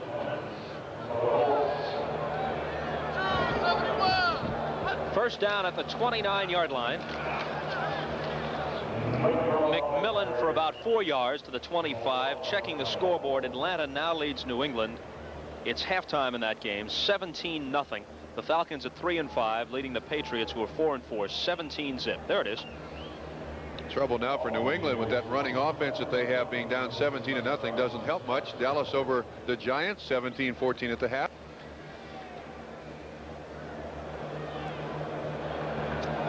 And Detroit continuing to lead over Chicago. Houston and Cleveland tied in the third.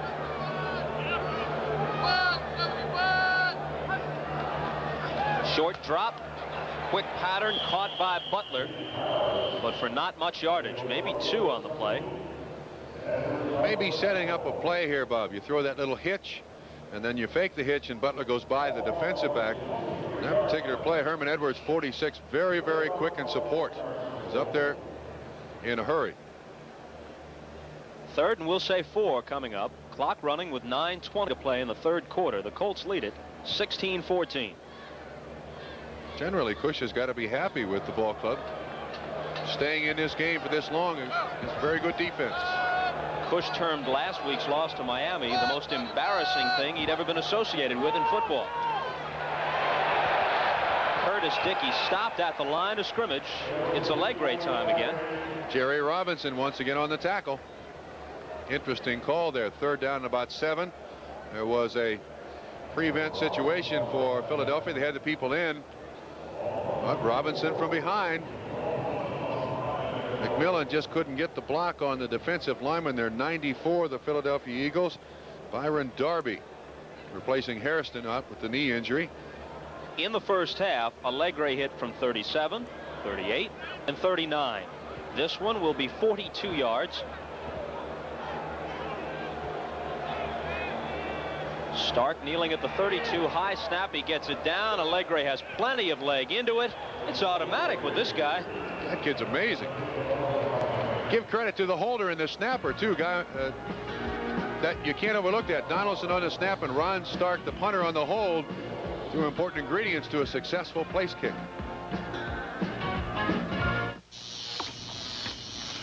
Lee Iacocca asked his engineers to build a sports. Allegre has personally accounted for 13 of Baltimore's 19 points, and that last 42-yard field goal would have been good from 52 pretty easily. True. His kickoffs haven't been all that long if you want to nitpick a little bit. Here's Young. Took it at the 5 and brought it to the 27-yard line. Allegre has not kicked them into the end zone. Nobody's perfect. Wasn't a complaint, just an observation. You know. Let's pause briefly here for station identification on the NBC television network. This is WMAR-TV, Maryland's leader in sports broadcasting. Bob Costas, Bob Trumpy in Philadelphia. 8:07 to play third quarter. Eagles now down by 5.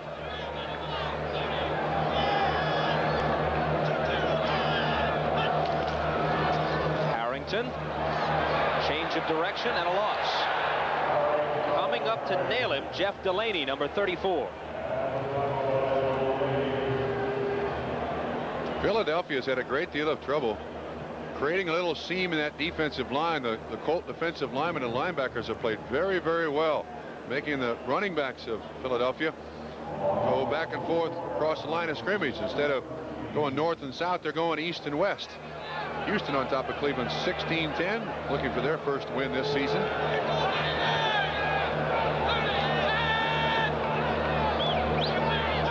On 2nd and 13.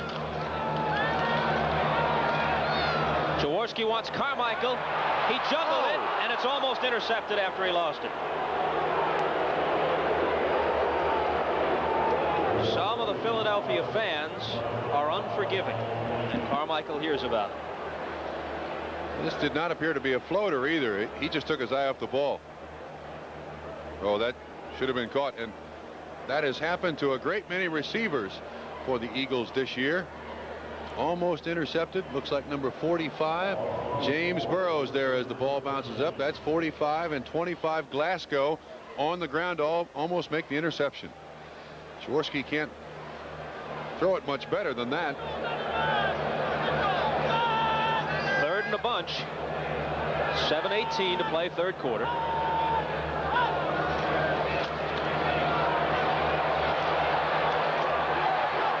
Little lob is caught by Michael Haddix. That's very close to the first down, but not quite. They're short by about a yard. Haddix, their #1 pick from Mississippi State, is a good pass receiver out of the backfield and was playing a lot until he became plagued by fumbleitis, and his minutes have been cut back drastically. You can see the price that Jaworski paid there on that pass. Quentin Ballard nailed him just as he let it go. They needed 14. They got about 12. Runniger, who has been converted from a 3-step to a 2-step punter. Porter at about the 22-yard line. And virtually nothing on the return. As we return to Philadelphia, the last kick by Runniger was good for 43 yards and nothing on the return. So now Pagel goes up top from the 23, looks for Butler. Could be offensive interference. Butler ran into Edwards. The defensive man has the right to go to the football. Going to be an interesting call. Butler just put his hand out on the back of Herman Edwards. It is against the offense. Good call. There you see the push in the back by Butler on Herman Edwards. Butler lobbying, but to no avail. Gordon McCarter walks it off. Back to the 13.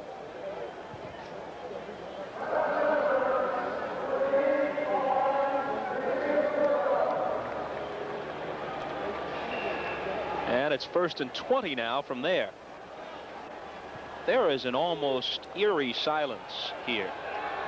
I guess a lot of the wind is out of the sails for the Eagles until they do something to return to playoff form. Excitement here was once very, very high. Dickey carries and gets the 25 for a gain of 12. So it'll be 2nd down and 8. There was a time when this place was rollicking every time the Eagles took the field. Today, a lot of people sitting on their hands at Veterans Stadium. Well, they haven't won a game in this stadium this season. That's got to account for part of it. In fact, they've had a terrible, terrible time winning in this stadium over the last couple of years. I think I saw a stat where they were, well, they won at 11 over the last couple of years, something like that. 3 and 10. 3 and 10. I'll settle for 10 of their last 13 at home, while winning 4 or 5 on the road this year. Here's Pagel in some trouble. A flag goes down. Pagel improvising and throwing on the run incomplete in the direction of Butler. Tim Sherwin, the tight end, was also there. We may have a clip on an offensive lineman. Yes. In trying to protect Pagel, one of the offensive linemen of Baltimore seemed to roll up the back of the legs of a defensive lineman of Philadelphia. Another big penalty. Certainly don't need any more of that, do they? It might have been Chris Hinton who was the guilty party on the play. After they walk it off, they'll make the announcement. A tough situation for an offensive lineman when you realize your quarterback is about to be sacked. What do you do when a guy's right in front of you? Try to get him on the ground, take your chances. But he got caught. Tripping, number 75, offense. Repeat, 2nd down. Yes, it was Hinton. Let's see if we can pick it up. There you go. There you see right there. Leg whipping. Actually, tripping or leg whipping is illegal in the NFL. That's a guy who'll be at that spot for a number of years for the Baltimore Colts. Just one of 13 rookies on the roster. McMillan makes a nice move, but they need a lot more than that. He's to the 20-yard line or nearly so, and they've got to go to the 33 for the 1st down. This Baltimore team doesn't have a single player older than 29, has one player with 8 years experience in the league, and that's it. See 72 Baldischwaller trying to get that defensive end on the ground so the quarterback can throw the ball over him. Important part of setting up a screen, and this is not a particularly good screening team. You would think that if they could develop that, get the ball to Dickey and McMillan out in the flat with an offensive lineman in front of him, good ground gainer. 3rd and 14. Overthrown and almost intercepted. Ray Ellis, number 24, had a crack at it.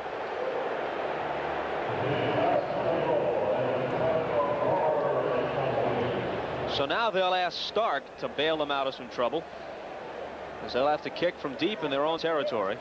As an offensive player from Philadelphia standing on the sideline, down 19-14, you figure you're going to get good field position here as you watch the almost interception by Ellis. But if Stark cranks one, instead of 1st and 60, he got 1st and 80 for a touchdown, which is entirely possible with this young man. Low kick and returnable. Young comes up, takes it at midfield, and gets across the 45. So Stark, in fairness, has had an uncharacteristically poor kicking day. 33 on that punt. Wow.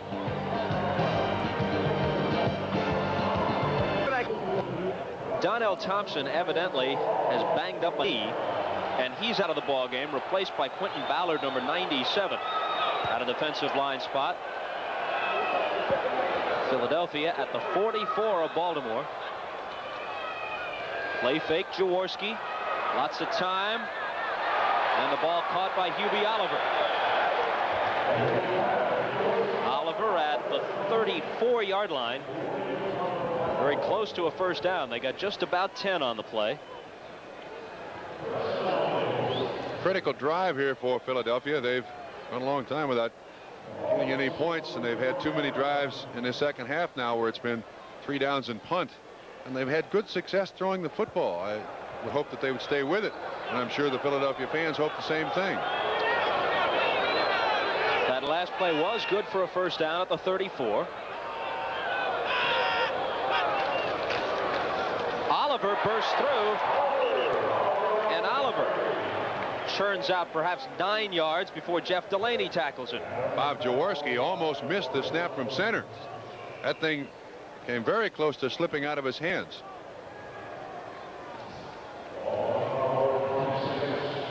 I'm not sure we'll be able to see it here, but maybe you'll. Yeah, you can see him kind of reach down a little extra to get that football. That was very close to being fumbled by Jaworski from Guy Morris, the center.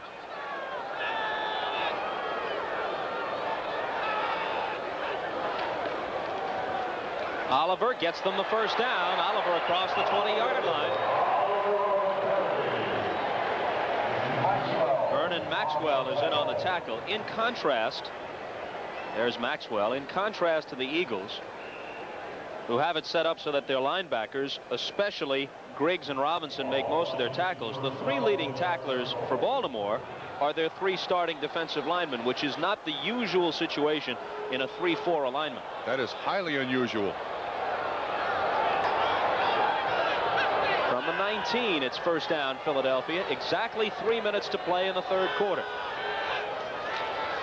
Harrington. Well, the ground game is clicking for the Eagles. He's to the 11.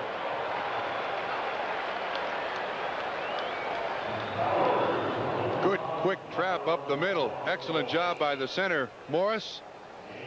And the 2 guards for the Philadelphia Eagles, not mentioned a great deal today. Baker, Steve Kenny, did an excellent job in that particular case. And when you've got a blitzing defense like Baltimore has almost 75% of the time, you can pop a running back through there.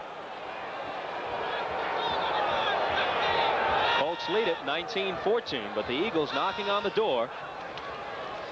Oliver. Whoops. Was there some confusion on that one, Trump? Total confusion. Jaworski looked like he turned the wrong way. Harrington has not played a great deal in the last several weeks. Actually, this entire season. That's not the way they draw it up on the chalkboard, I'll tell you that. Tackle was made by Barry Krause, the Alabama product. You'll recall he was the MVP New Year's Day 1979 in the Sugar Bowl against Penn State. Returned an interception for a touchdown. Had 10 solo tackles for the Crimson Tide. Finally playing up to what the coaches in Baltimore thought was his ability, too. Third down now. Harrington needs a couple of yards. He's across the 10-yard line, and let's see, perhaps close enough to measure. I think he's got it, Bob. If not, it's another one of those third downs and literally an inch. Fourth down it would be. Excuse me. Fourth down and literally an inch. Clock stops with 1:23 to play in the third. First down. Well, we know one thing.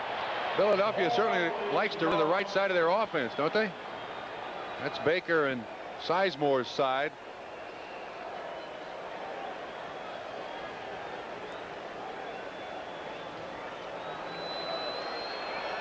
First and goal, Eagles.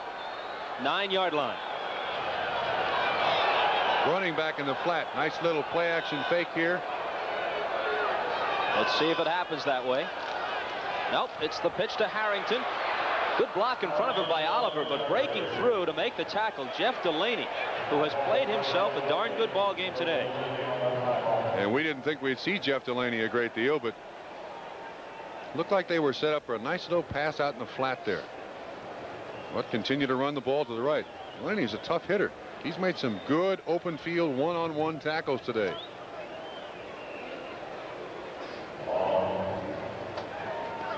He'll escape the ire of Frank Cush regardless of the outcome. He's got to be complimented on his job.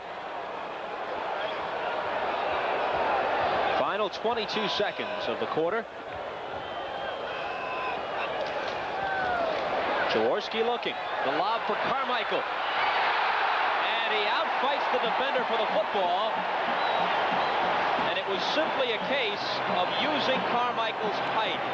He was completely covered in terms of where the defender was, but Jaworski lobbed it up, knowing it was going to get to Carmichael between his height and his reach about a foot sooner than any other mortal on the field.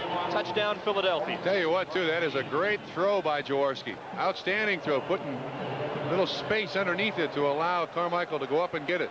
Hatchett on the coverage. 6 points, Philadelphia. And he makes up for the one that he missed, Carmichael does. Flags and whistles with 12 seconds to play in the third quarter. They'll assess that on the kickoff now. Encroachment, number 90 on the defense. The penalty will be assessed on the kickoff. That's exactly right. Derek Hatchett, who had coverage on Carmichael on that last play, is 5'11". Carmichael 6'8". So even though Hatchett was right there with him, bumping as close as he could be, just like a guard battling a center for a rebound, the big guy's going to get it.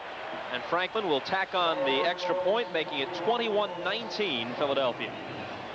You watch this pattern run by Carmichael. All he does is go up to Hatchett and then fade away from him. And Jaworski puts it up. You see him fade away. R.C. Owens. That's a great catch. That is an outstanding catch. He misses the easy one and catches the hard one. For Carmichael this year, touchdown reception number 2. Quick is the easy leader in that department for Philadelphia with 7, including 1 from Carmichael today for the first Eagle touchdown. Yeah, so Carmichael's thrown 1 and caught 1. You get him to run for 1 and that'll pretty much cover it. That probably hasn't been done in the league since, oh, the days of Paul Hornung, maybe. A guy like Marcus Allen could probably do it. I was trying to think who else might. Peyton has been known to throw Peyton on the option. Greg Pruitt did it when he was in his prime with the Browns. Frank Gifford used to be a threat in that regard with the Giants. Porter out of the end zone with it. Gets a yard more than he would have if he hadn't bothered. 21-yard line. 2 seconds to play third quarter.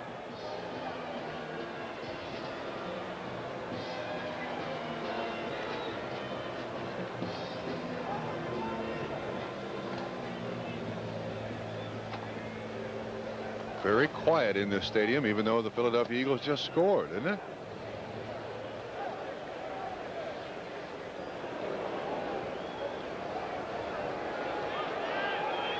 Waiting for spring training, maybe?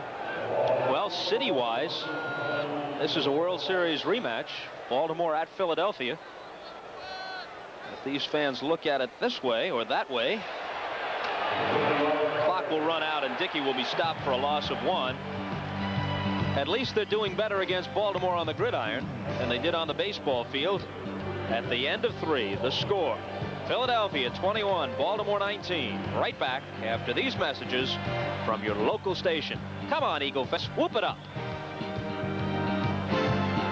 Have their own way with New England in the 4th at Atlanta. Dallas by a touchdown over the Giants. Buffalo 20-7 over New Orleans. That's at Buffalo. And Detroit leading Chicago by 3 touchdowns at Soldier Field. We start the 4th quarter here. The Colts have the ball at their 21 and they trail it 21-19. Tampa Bay, is this the week over the Steelers of all people? 9-0.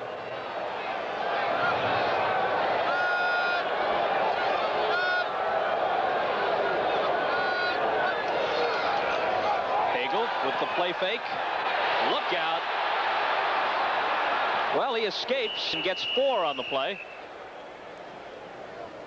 Carl Hairston, who was shaken up and went to the sidelines for a moment earlier, back in, involved in the tackle. Joel Williams also in there to make a good hit. It's always tough to look at a young quarterback and say whether he did right or wrong, but in that case, he was a little quick to get out of the pocket. Is that right? I have no reason to doubt it. 12-0. I trust our boys in the truck. Tampa Bay over Pittsburgh. Are you sure?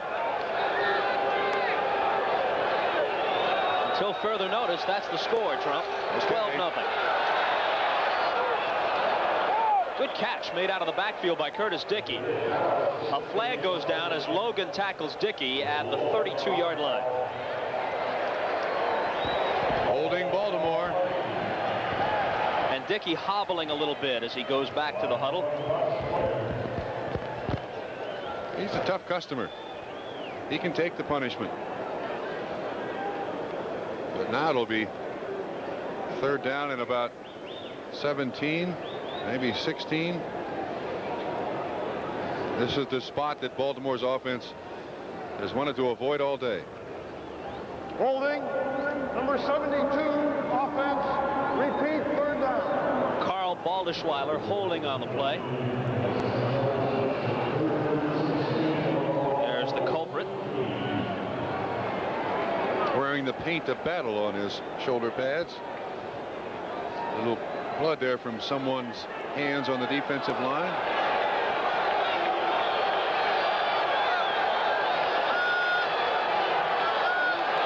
Third and 16. Booza in motion. Butler off his fingertips. Boy, did Pagel ever fire that one. He threw that one on the line. Butler couldn't get his head around quick enough to see the ball released by Pagel. That may have been the best pass he's thrown all day.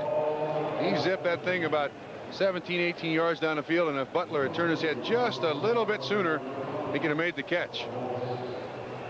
That would have been a gigantic play for Baltimore. Stark hasn't really boomed one yet today. We know he's capable. There's one. Look at that. Spiral. Lost by Young. Loose football. Looks like the Colts. It's Baltimore ball. Gary Pageant, number 60, makes the recovery. Nobody hit Young. He just simply couldn't handle it initially. It's hard to figure, too. He's made some great catches of punts today. Let's see if we can find out. When the nose of the ball turned over, of course, it goes straight down. It doesn't float anymore, Bob.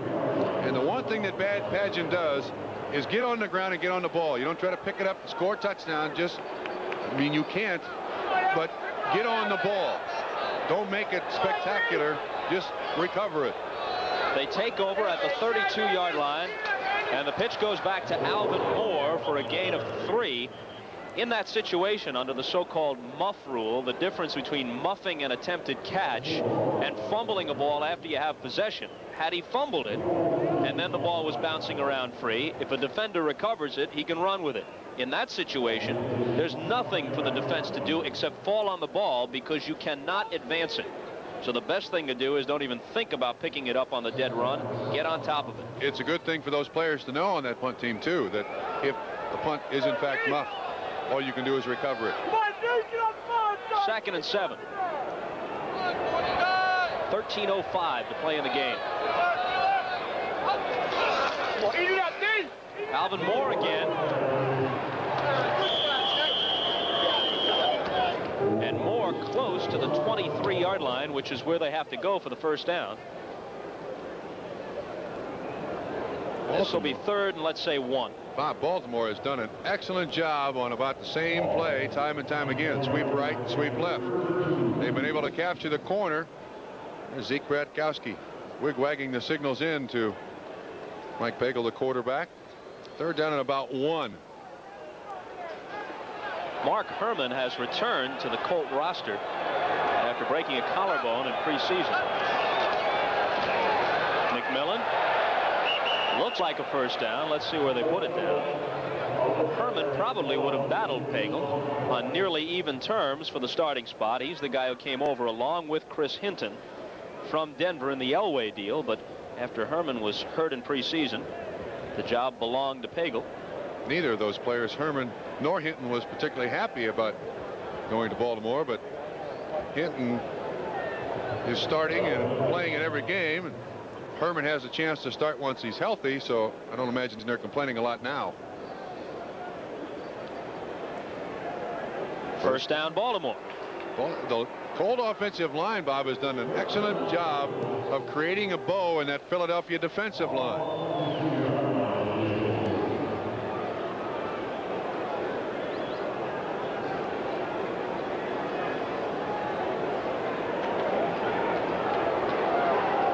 Kowski with Cush.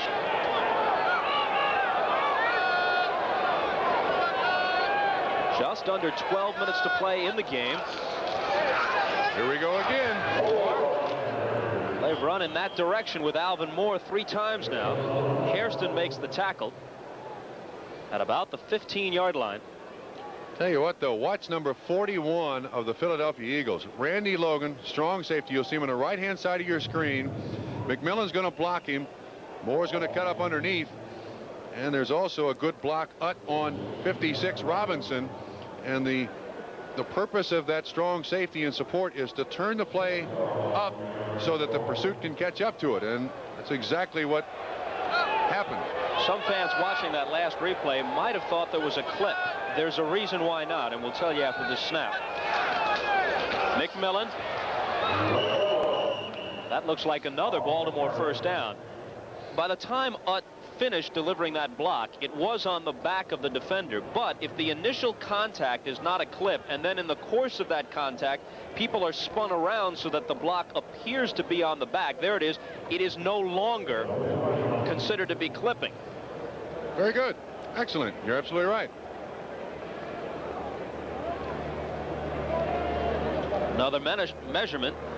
These guys on the chain crew here are getting a workout today. First down.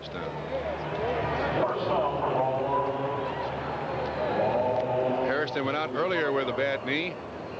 He's back on the bench now. Greg Brown in as a replacement, and that's right where they're running. Looks like this time it may be his head. He's wondering where he is. In a very quiet Veterans Stadium in Philadelphia, which if he has a headache ought to help his condition. Here's Dickey, and behind a block from Baldishweiler, he's inside the 10-yard line to about the 9.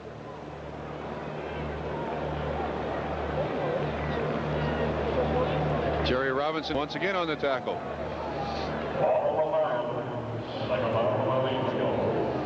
They've done an excellent job, Baltimore. They run that sweep, and they get those linebackers looking outside, and then they've cut back up underneath them all day long, Bob, and really kept the Philadelphia defense jumping around back there. They're not able to come up the field. Stop Baltimore. They can get a first down just across the 2. Dickey is to about the 5. Anthony Griggs made contact along with Brenard Wilson, number 22.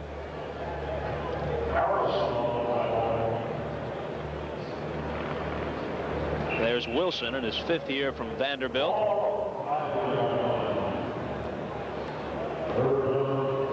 Well, what's your call here, Robert? I'd run the sweep to the right again. It's been very successful.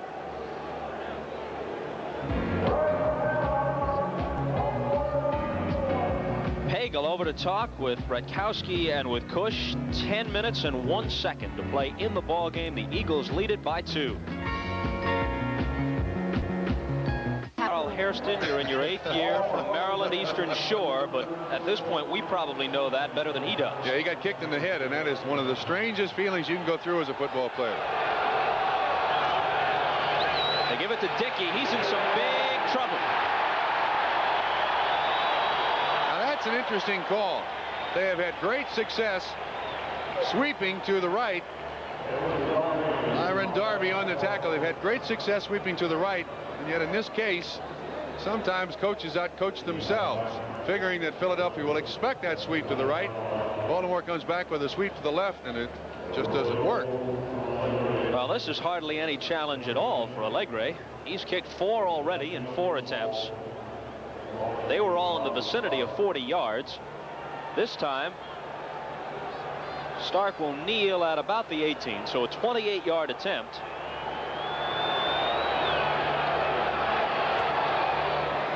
Jeez. He is 5. No, he missed it.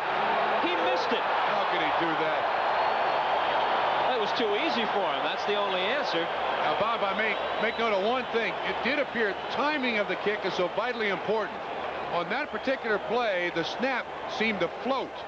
It didn't get back there with the same velocity that we've seen all day. May have destroyed the timing. This is only the 3rd kick Allegre has missed all year in 20 attempts. Misfires from 28. Say Lou Michaels. Excuse me, I said Walt Michaels. He's no longer in the NFL, is he? Lou Michaels. Neither yes. is Lou, for that matter. Correct. 2nd and 7 from the 23. Jaworski goes with the short route, and Oliver is blasted by Maxwell, who jars the ball loose. Gee, that's a field goal. That's exactly what you want your team with, just with a position to win. And with 10 minutes left when that kick was tried, you got to figure Allegre is no problem to make that field goal. Lou Michaels, who holds the Colt record of 5 in 1 game in the mid-60s. He did it against San Francisco. And of course, Walt Michaels, his brother and the former coach of the Jets. Oh, yeah, he puts his sweatpants on to keep his legs warm.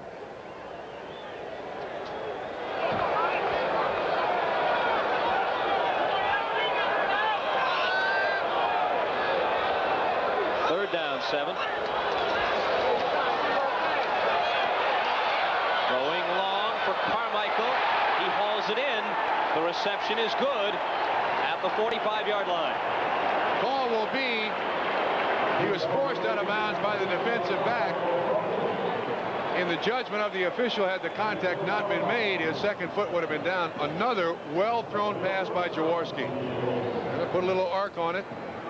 Of course, with Harold Carmichael at 6'8", watch the contact. You see there? 26 pushes him out of bounds. That's Kim Anderson. And watch, 1 foot down. Yeah, that's why they rule it.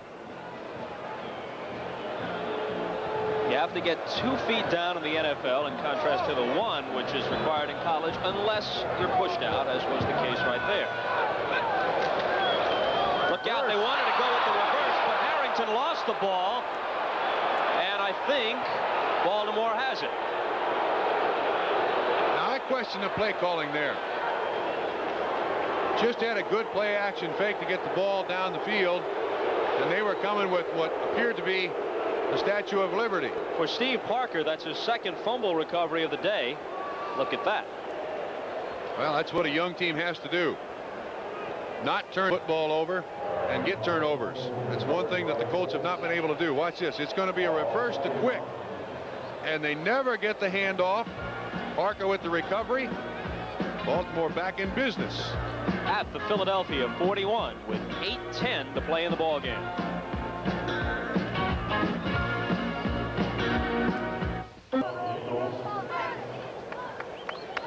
Time remaining at the top of your screen, and the score, Philadelphia by 2. But they have given Baltimore ample opportunity to stay with them today. 4 turnovers by the Eagles, none for the Colts. McMillan, who already has surpassed 100 yards, gets 3 on first down. Ken Clark, the nose tackle, makes the stop. Campbell and Cush, Campbell's first tour of duty as a head coach, produced a sub-500 record in Atlanta. And Cush, of course, 0-8-1 last year in his NFL debut as he cleaned house in Baltimore. Uh-oh. First time they've run this today. Hagel is sacked. Anthony Griggs from his linebacker spot. Bob, it will also be the last. They ran Dickey out of the formation, trying to get single coverage, and Philadelphia was not buying it. It's also rather interesting that Philadelphia blitzed that time, and they only blitz about 3 or 4% of the time. Griggs right up through the middle.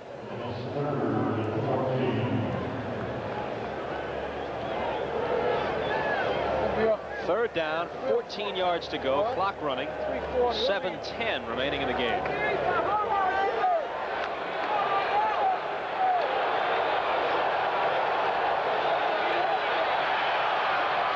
Completed, and that's a first down. Matt Booza lost it, but they're going to say the whistle had blown. His forward progress was stopped. They were pushing him back. The play is dead, and it's Baltimore ball at the 31-yard line.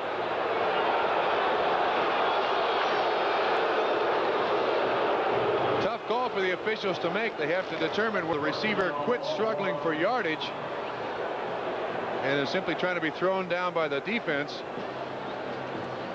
22 Wilson in coverage on the inside, Herman Edwards on the outside, and that's where they determine the forward progress stop. Baltimore got a good break there. Booza all of a sudden, after having sufficient yardage, held the ball out in dangerous fashion, and luckily for him the whistle did blow. Here's McMillan, perhaps a yard. Exactly 6 minutes remaining in the game. Well, I would think in this situation Baltimore does not want to be fancy. Stay with their bread and butter plays with Dickey back there and McMillan back there. Nothing spectacular here. Just go with what they know best. That is a sweep right and left.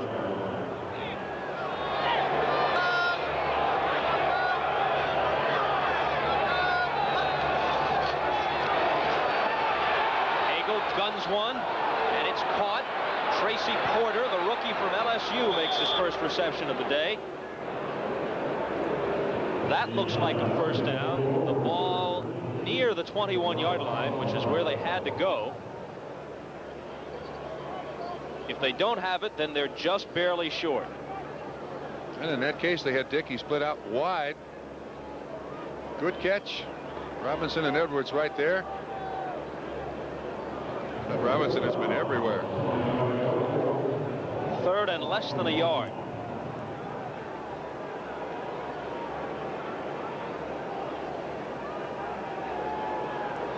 Baltimore had 12 players on the field. Now they're all right. Sweep right, coming this way. Whoa! Oh, Trump! McMillan got the first down. They set the entire offense to the right, and they used the formation where they'd run the sweep with great success and go back to the left. How about that? First 100-yard rushing day for a Baltimore Colt this season.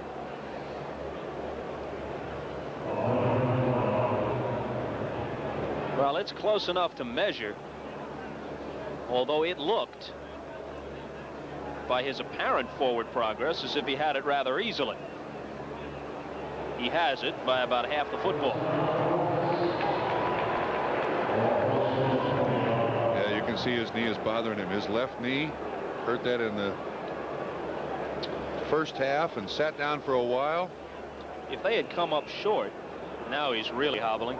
If they had come up short on that measurement, I think they would have had a legitimate complaint with the spot.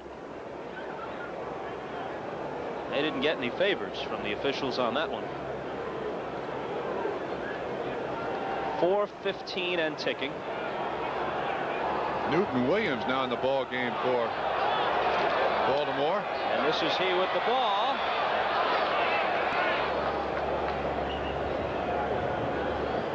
Dennis Harrison makes the tackle. Williams is yet another Arizona State product. He was with the 49ers, cut by them, picked up by the Colts. Cush remembers those Sun Devils. And Bob, at the most crucial drive that the Baltimore Colts have had today, Dickey out with an injury. We got Alvin Moore in the backfield. And we've got Newton Williams. This is really strange. 3.5 minutes left. 2nd and 8 from the 18-yard line. Alvin Moore. Well, you can't Can't complain about that if you're Baltimore. You're right. I don't see McMillan with any doctors around him looking for attention. Oh, there he is. Looks like he had a shoulder problem or something. He's at the 50-yard line, and well, this is certainly the time if you're Frank Kush, you want those two guys, Dickey and McMillan, in the lineup. You got to go with two guys with very little experience. 3rd and 3 now.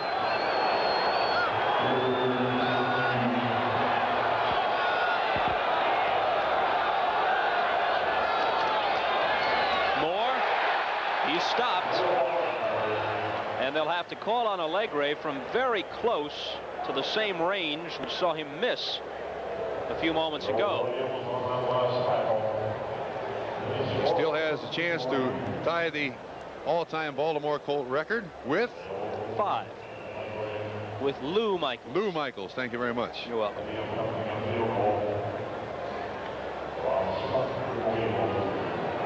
This one will be just slightly longer. It'll be 31 yards.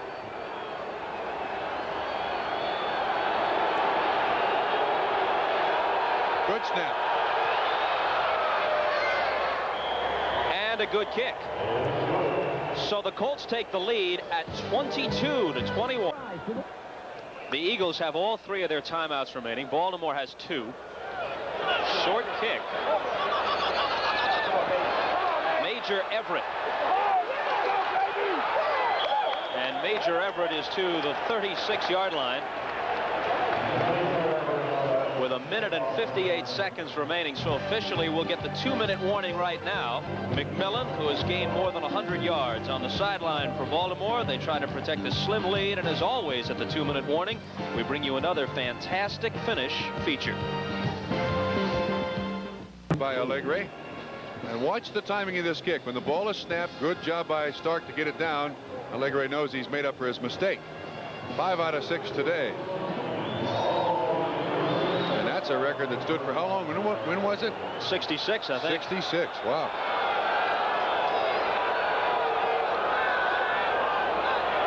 A minute 58 for Jaworski to work with out of the shotgun. Carmichael. Is it a good reception? It is at midfield. The Colts argue that he was juggling it as he went across the sideline and didn't have possession in time, but the officials saw it differently. We'll watch once again. He does bobble it. Derek Hatchett in coverage. There he's got it. Gets that second foot down. Good reception. Big first down.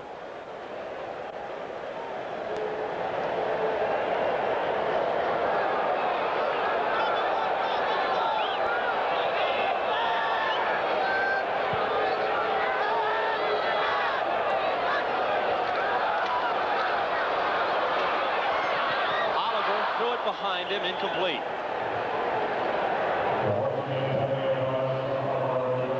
Pressure by Henry Waxter, and Jaworski kind of threw it into the ground. Number 71 of the Baltimore Colts. Now 2nd down and 10. In this situation now, Philadelphia's going to want to try to throw the ball to the outside. Use the sideline. There's the young man with pressure. Use the sideline so they don't have to use timeouts. Baltimore, of course, knows that.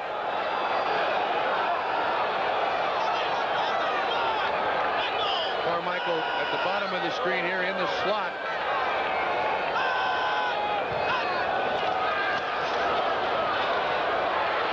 Jaworski throws up a wobbler as he's belted, and luckily it floats harmlessly to the turf. It was Ballard, number 97, who drilled him on the release. Just in case, Tony Franklin has made 11 of 15 field goals for the year coming into today's game. He hasn't tried one beyond 50 yards. Between 40 and 49 yards, he's 2 for 5. Between 30 and 39, he's 5 for 6.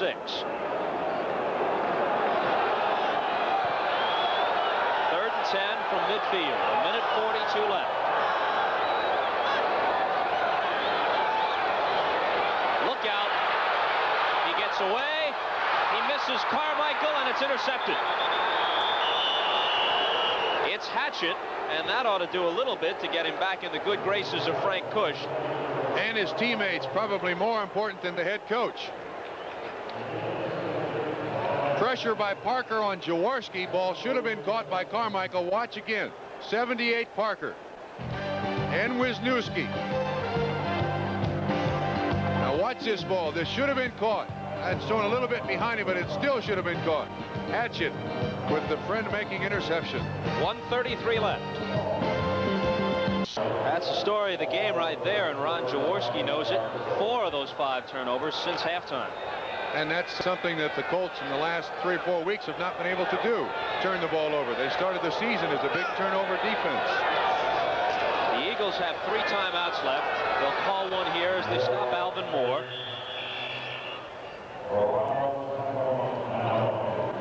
Veteran Stadium has almost emptied. We don't want to harp on this necessarily, but Philadelphia, despite the fact that sports fans here have a reputation of occasionally being unduly harsh, it's a great sports town. Fans here are knowledgeable. They turn out in great numbers.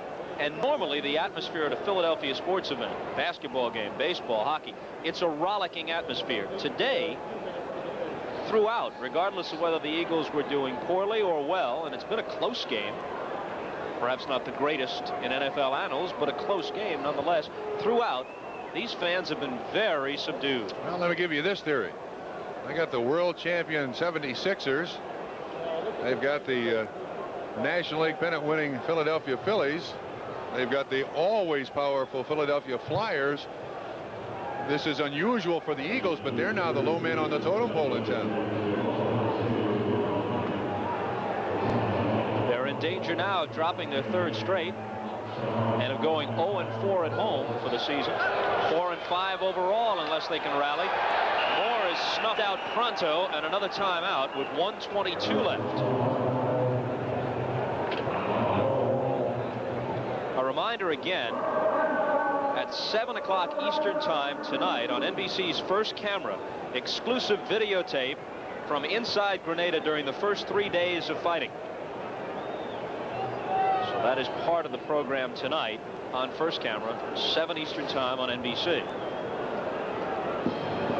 Nowhere on the scoreboard here in Philadelphia. There it is. That's what I was interested in. How many timeouts left for the Eagles? They're going to get the ball back. It's 3rd down now and about 11 or 12, and Baltimore is going to take no chance whatsoever, I would think. I would also think that Philadelphia would make a concerted effort to rush the punter and try to get one blocked if they possibly can.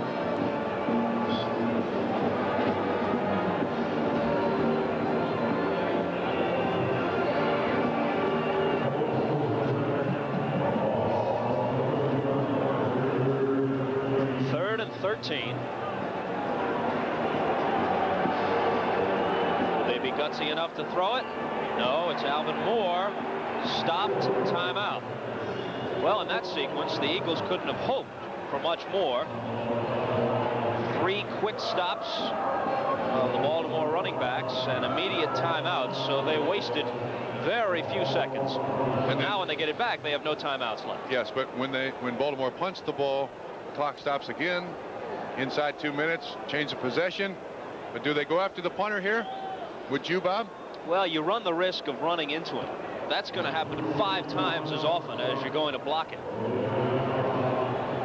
Maybe if they needed a touchdown to win, but since they need only a field goal, they might be more inclined to try and set up a decent run back and then get it close enough for Franklin.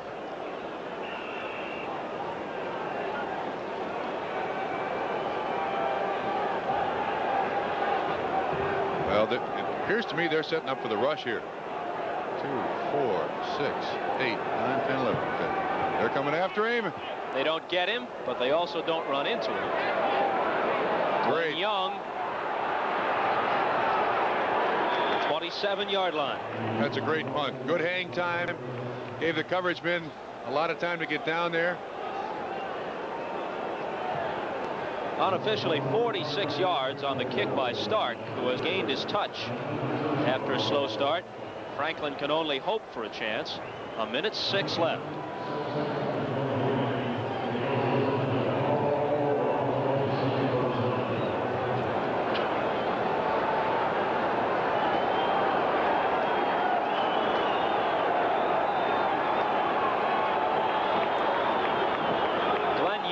rookie from Mississippi State who returned the punt, stays in as a third wide receiver. Over the middle. It is Michael Haddix who makes the catch at the 44-yard line of Baltimore. Maxwell into coverage. Maxwell never saw the ball thrown. That's one of the reasons that Haddix was drafted and liked so much by NFL scouts. Great receiver. Plenty of time, no hurry. If they pull this out, half the crowd will be in the parking lot when they do it. Almost, but incomplete, intended for Young.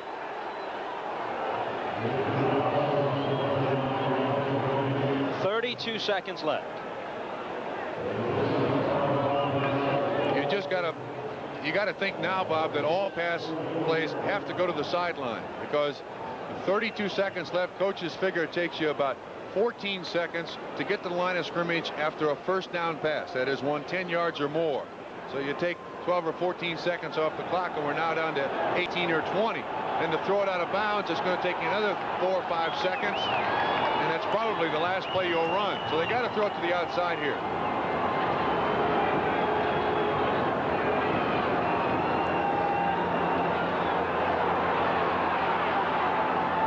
It is juggled and dropped. Would have been a very difficult reception for Hubie Oliver. And if he had caught it, he might not have been able to get out of bounds. So it's probably just as well from Philadelphia's standpoint that he dropped it. They only would have gained about 3 yards on the play. The longest this season for Franklin is 46. But he once kicked a 59-yarder against Dallas. That was not with his own football. That was with an NFL football. In college, a lot of these guys are accused, these kickers, of using an overinflated football, one they practice with every day. In the NFL, you don't get to do that.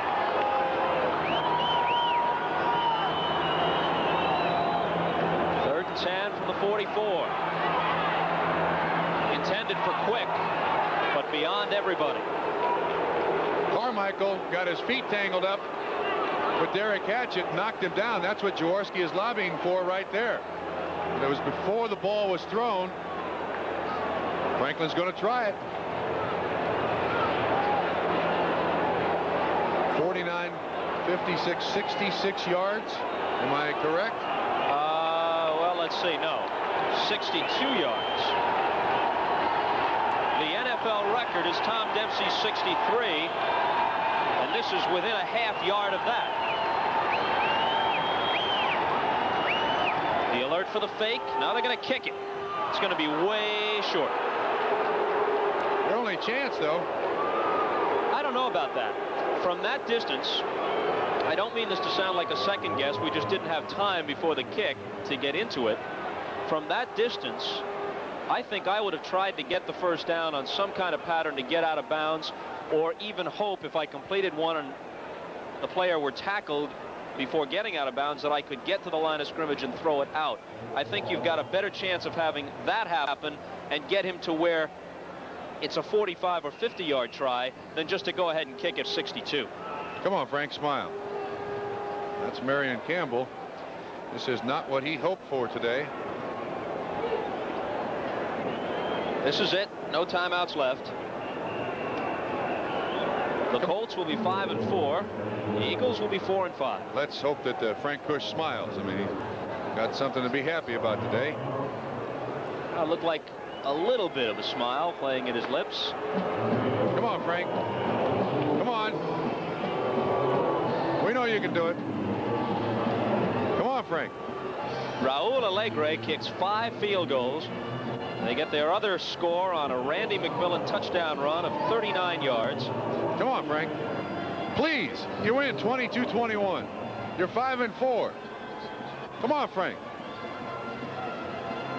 Oh, I think he just did it. We missed it. Yeah, he'll be smiling on the trip back to Baltimore. Baltimore does it to Philadelphia again. These fans in Philly are getting tired of this scenario. 22-21, the final.